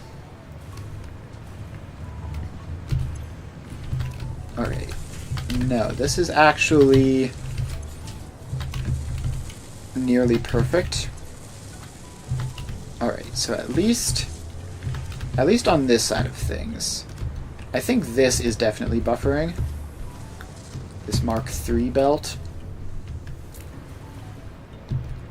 So I think what's happening is this Mark III belt is overfilled and pushing into a belt which is speed limited, which is why it's doing what it's doing. So if I just kinda yoink some of this stuff out. Okay, that should be enough of a gap. Hopefully. Hopefully that'll be enough of a gap. We might need even more of a gap. because this is going to catch up and then start buffering again. So we just need this to be more even. Alright, yeah, let's chop out a couple more of those, just to ensure that they make it all the way. So now this should get rid of all the free space on the belt, or all the extra congestion on the belt, and cause it to just run straight from output into its input without any delay. Which, it's kind of close actually. Let's add a little bit more at the last second. Alright, so yeah, there's going to be a very, very brief wire shortage, like 1 second or so. And then it'll be back up to normal, but without any buffering this time. At least in theory. We do have the occasional gap on this belt, which I assume will be maintaining the correct ratio. So that is that. And that's all running correctly. The Deuterium looks like it's running smoothly. The quick wire, right, there's just a lot of quick wire, so it's just going to look like that. Actually, this is dead. Why are you dead? So this is all split correctly, right? We have that overflow to there is deliberate. That is deliberate. Yeah, I think if we get rid of this quick wire buffer, it'll still function properly. So let's just do that real quick. I could have preserved the internal buffer by getting rid of this stuff on the belt, but I don't really want to do that.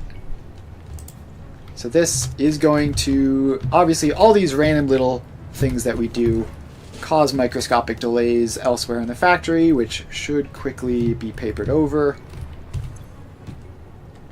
So this just missed a cycle and now it's up and running again. And yeah, so this is getting a limited amount of quick wire, which should be exactly correct. But we're going to have to see how that works once this buffer fills. So what we want to do is we want this internal buffer to fill with all this extra stuff on the belt. Then we clear it out again, and once we've done that, then this should be working at exactly the right speed. So that is intentional. That belt is going correctly. This belt is going up to here, right? Do these have their rubber buffers, but their quick wire actually, okay, the quick wire looks like it's correct. At least it's at least 98%, right? Which is the problem. So if it is actually 98% and not 100, I'm just never going to figure that out, because the odds of me seeing it are just very low. But if it is just 100% that was briefly messed with at some point, then it should be fine. Alright, so that wire is going out. This is almost done. Alright, just the littlest bit more. Once all this stuff is crammed in, we pull its supply out again. Alright, now we are very much at the point where it's receiving exactly the right amount. So we pull out the supply, and that should be that. Alright. So this rubber here is speed limited and correctly, it seems. The aluminum casings are actually overfilling in here. So let's first of all, how much aluminum casings? These are supposed to get 50 each, which means this is supposed to be 150. And it should be coming just directly from this, which is doing 150. The copper ingots are limited correctly. The aluminum ingots are coming from a train. Alright, so this just needs the buffers to be cleared. So that goes out, as does that, as does that.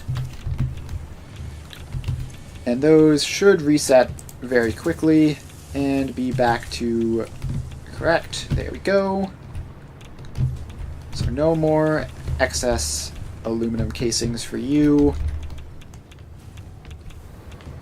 So these guys, all except a couple down near the end, have stopped. That is good. That's what we wanted to happen, because we're deliberately draining this, because having the machine stop working is the only way to get this stuff out. Alright, so plutonium pellet supplies completely gone now. And actually, theoretically, this area shouldn't really be meaningfully radioactive anymore. I guess some of these might have one plutonium pellet in them.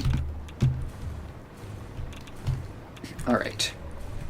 So then that will drain all the way out to here.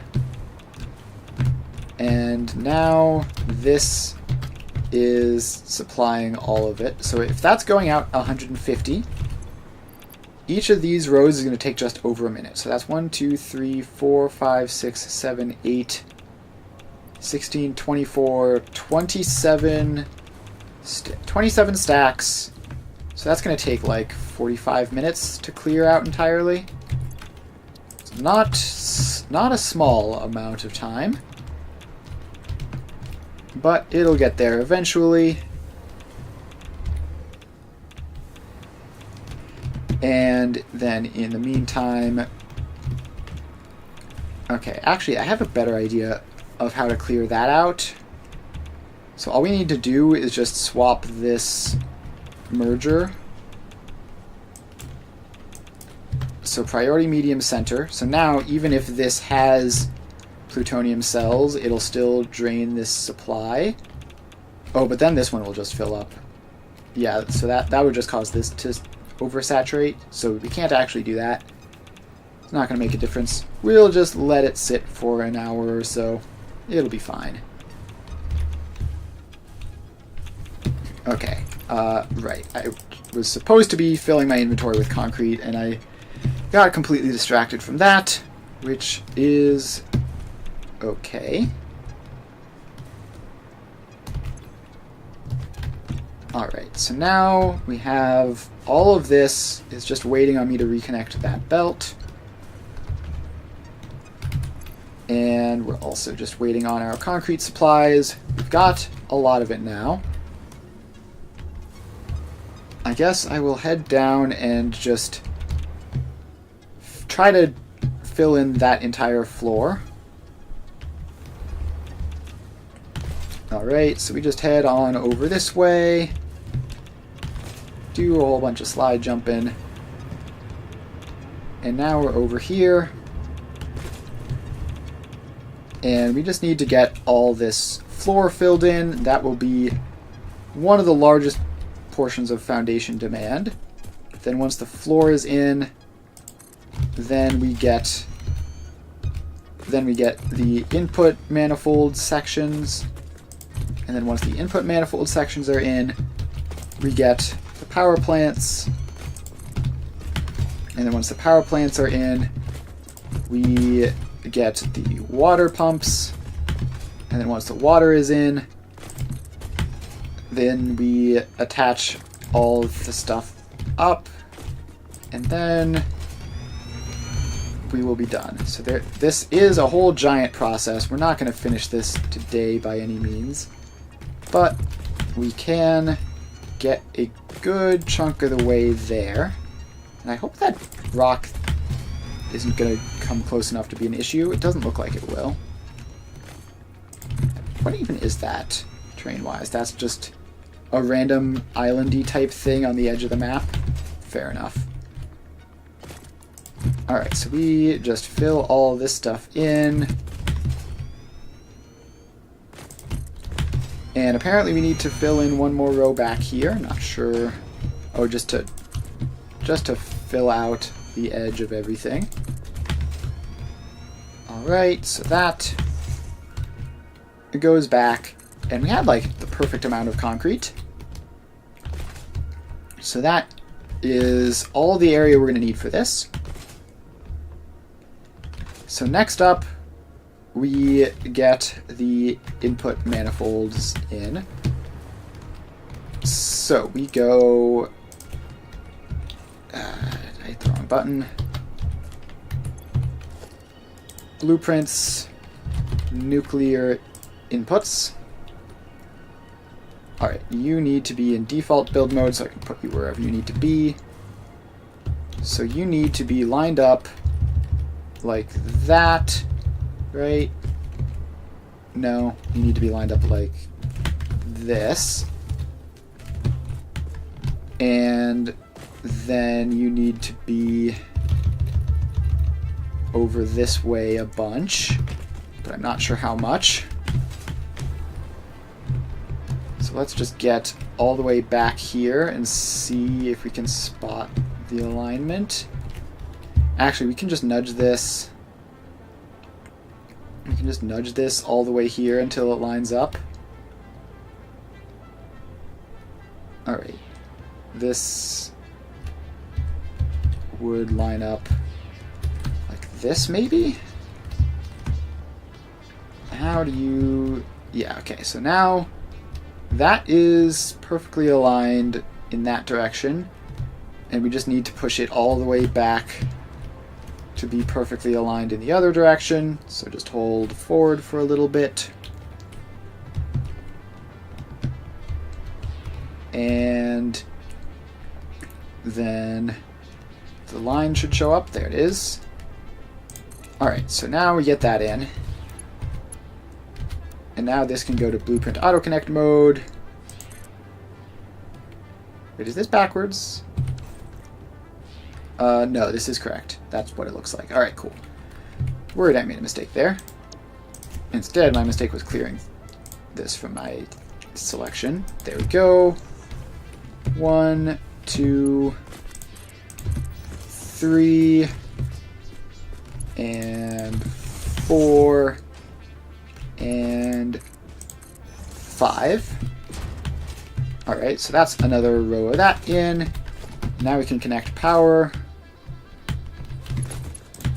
So now we can connect power up so that we don't have to be walking everywhere.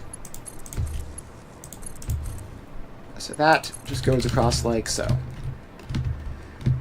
Alright, now we just have a couple more rows to do.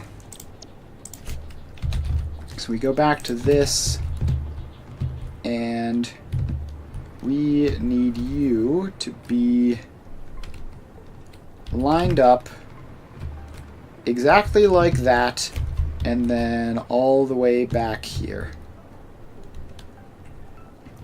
So you just go all the way back until the line shows up that says you're connected properly,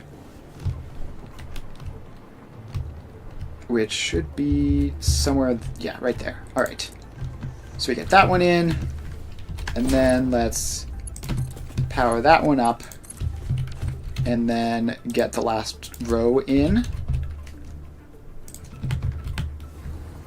Alright, so you, again, we need you to line up exactly like that, and then we push you back all the way over to here.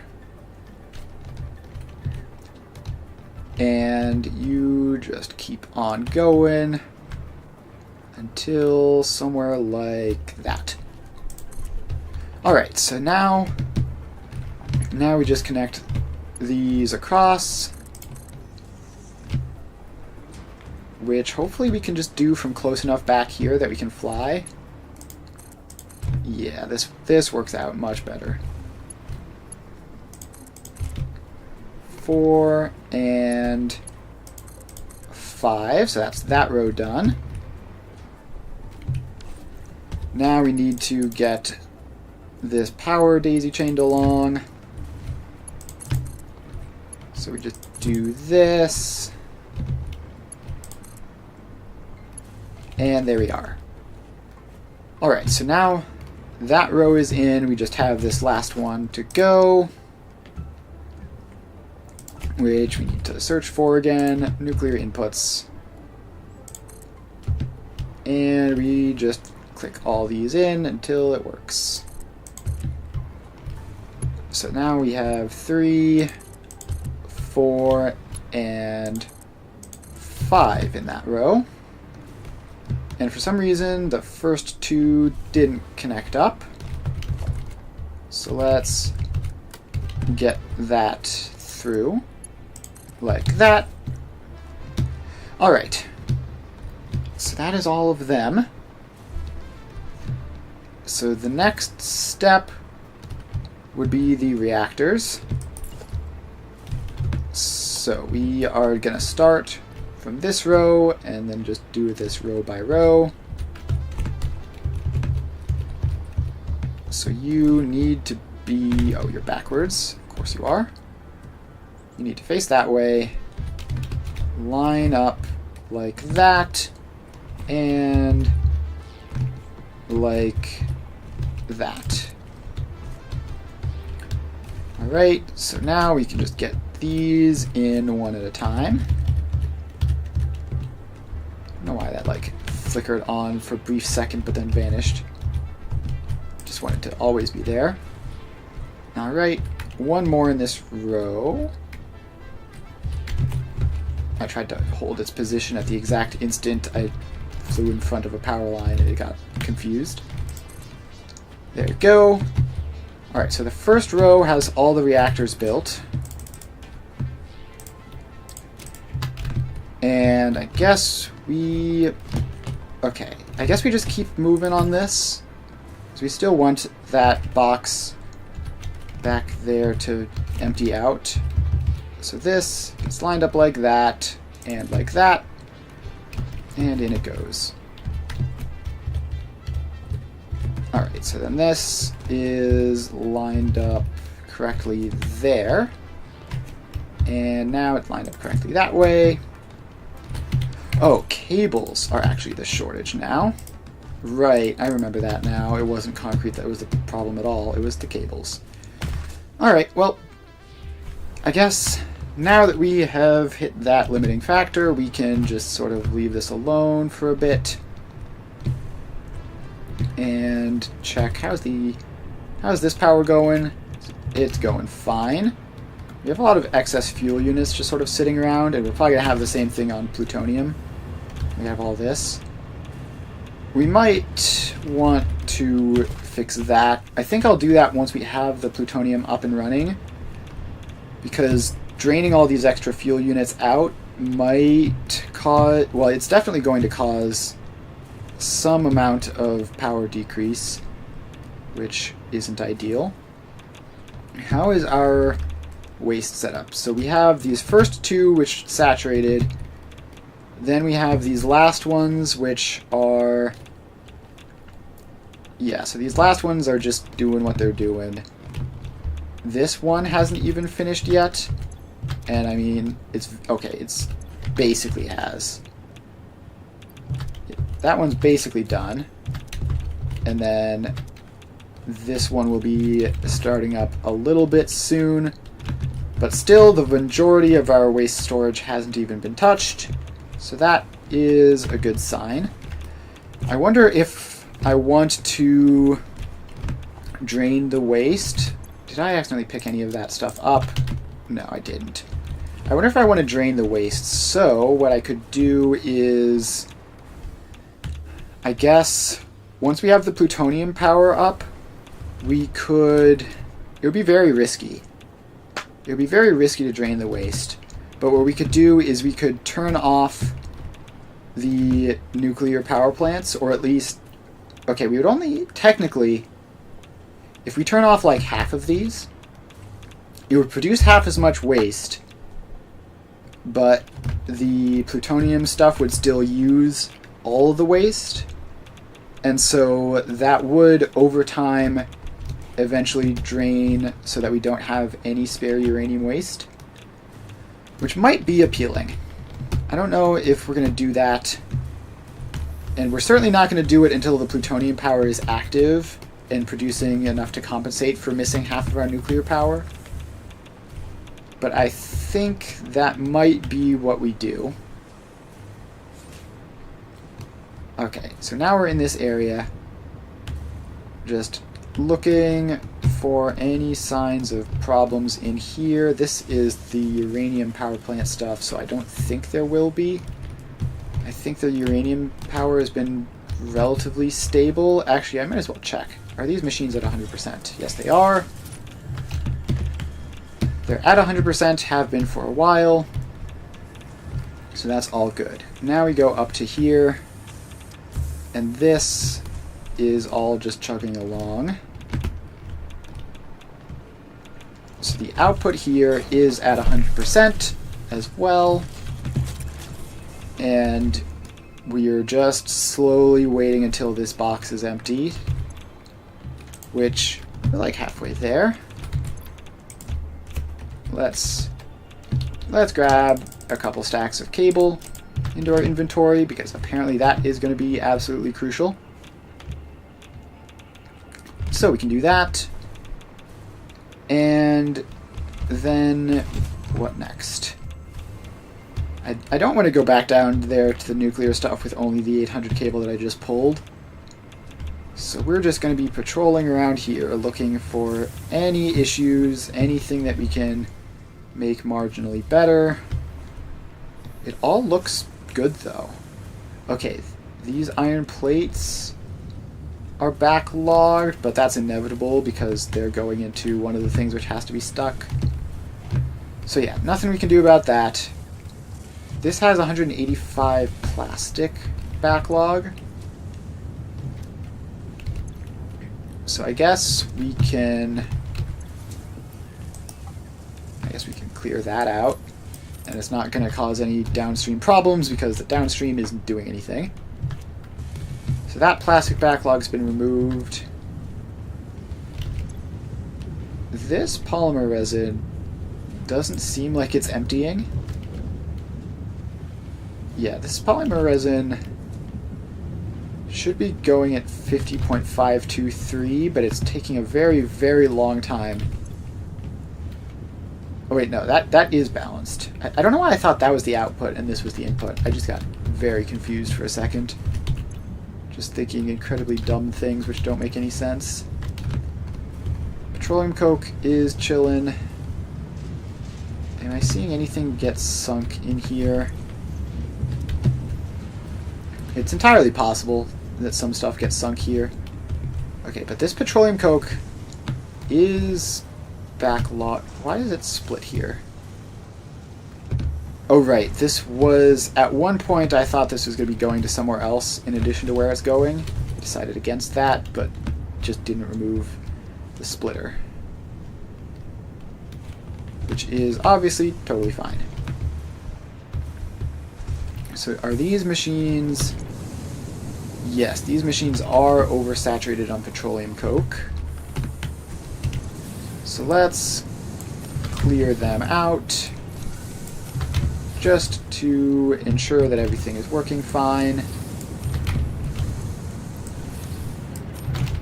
And I think I started weirdly in the middle of that road, didn't I? Yeah, I did.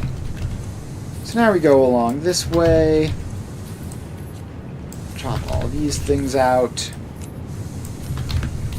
and there we go. So that is going to start back up again, making the deuterium, but just without a petroleum coke backlog to potentially make things confusing about whether it's working properly or not. Alright, and now this petroleum coke should be free to go out at full speed. There we are. So obviously we can't do this. We can't do the same thing with raw ores because they just come off of a train at a non-exact speed.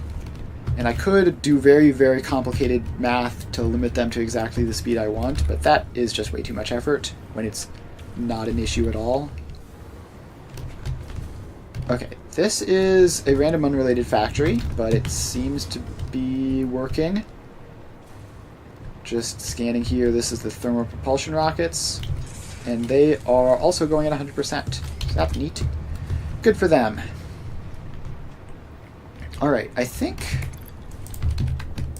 probably what we're going to do is we're going to wrap up the stream here, and next stream we will be getting this all turned on. So in the time in between that, all the stuff that I've been waiting on should happen, so that this box should empty, and we should have enough cable in our inventory to go and reintroduce the uranium waste to get this stuff producing again, and then build the rest of the reactors. So I think we're going to wrap up there for the day. So, thanks everyone for hanging out. Had a lot of fun. We have plutonium power rods. We just need to get them into the reactors, which will be the job for Thursday. So, I stream every weekday from 2 to 5 Eastern Time, alternating between various factory building games. So I do Satisfactory on Tuesday, Thursday, and Factorio on Monday, Wednesday, and Friday. So, if you want to see more Satisfactory stuff, I'll be back on Thursday, and otherwise I'll be doing Factorio tomorrow. So, thanks for hanging out. Make sure to follow if you haven't already, so that you know when I'm live. And that's about it. I will see you guys next time. Bye.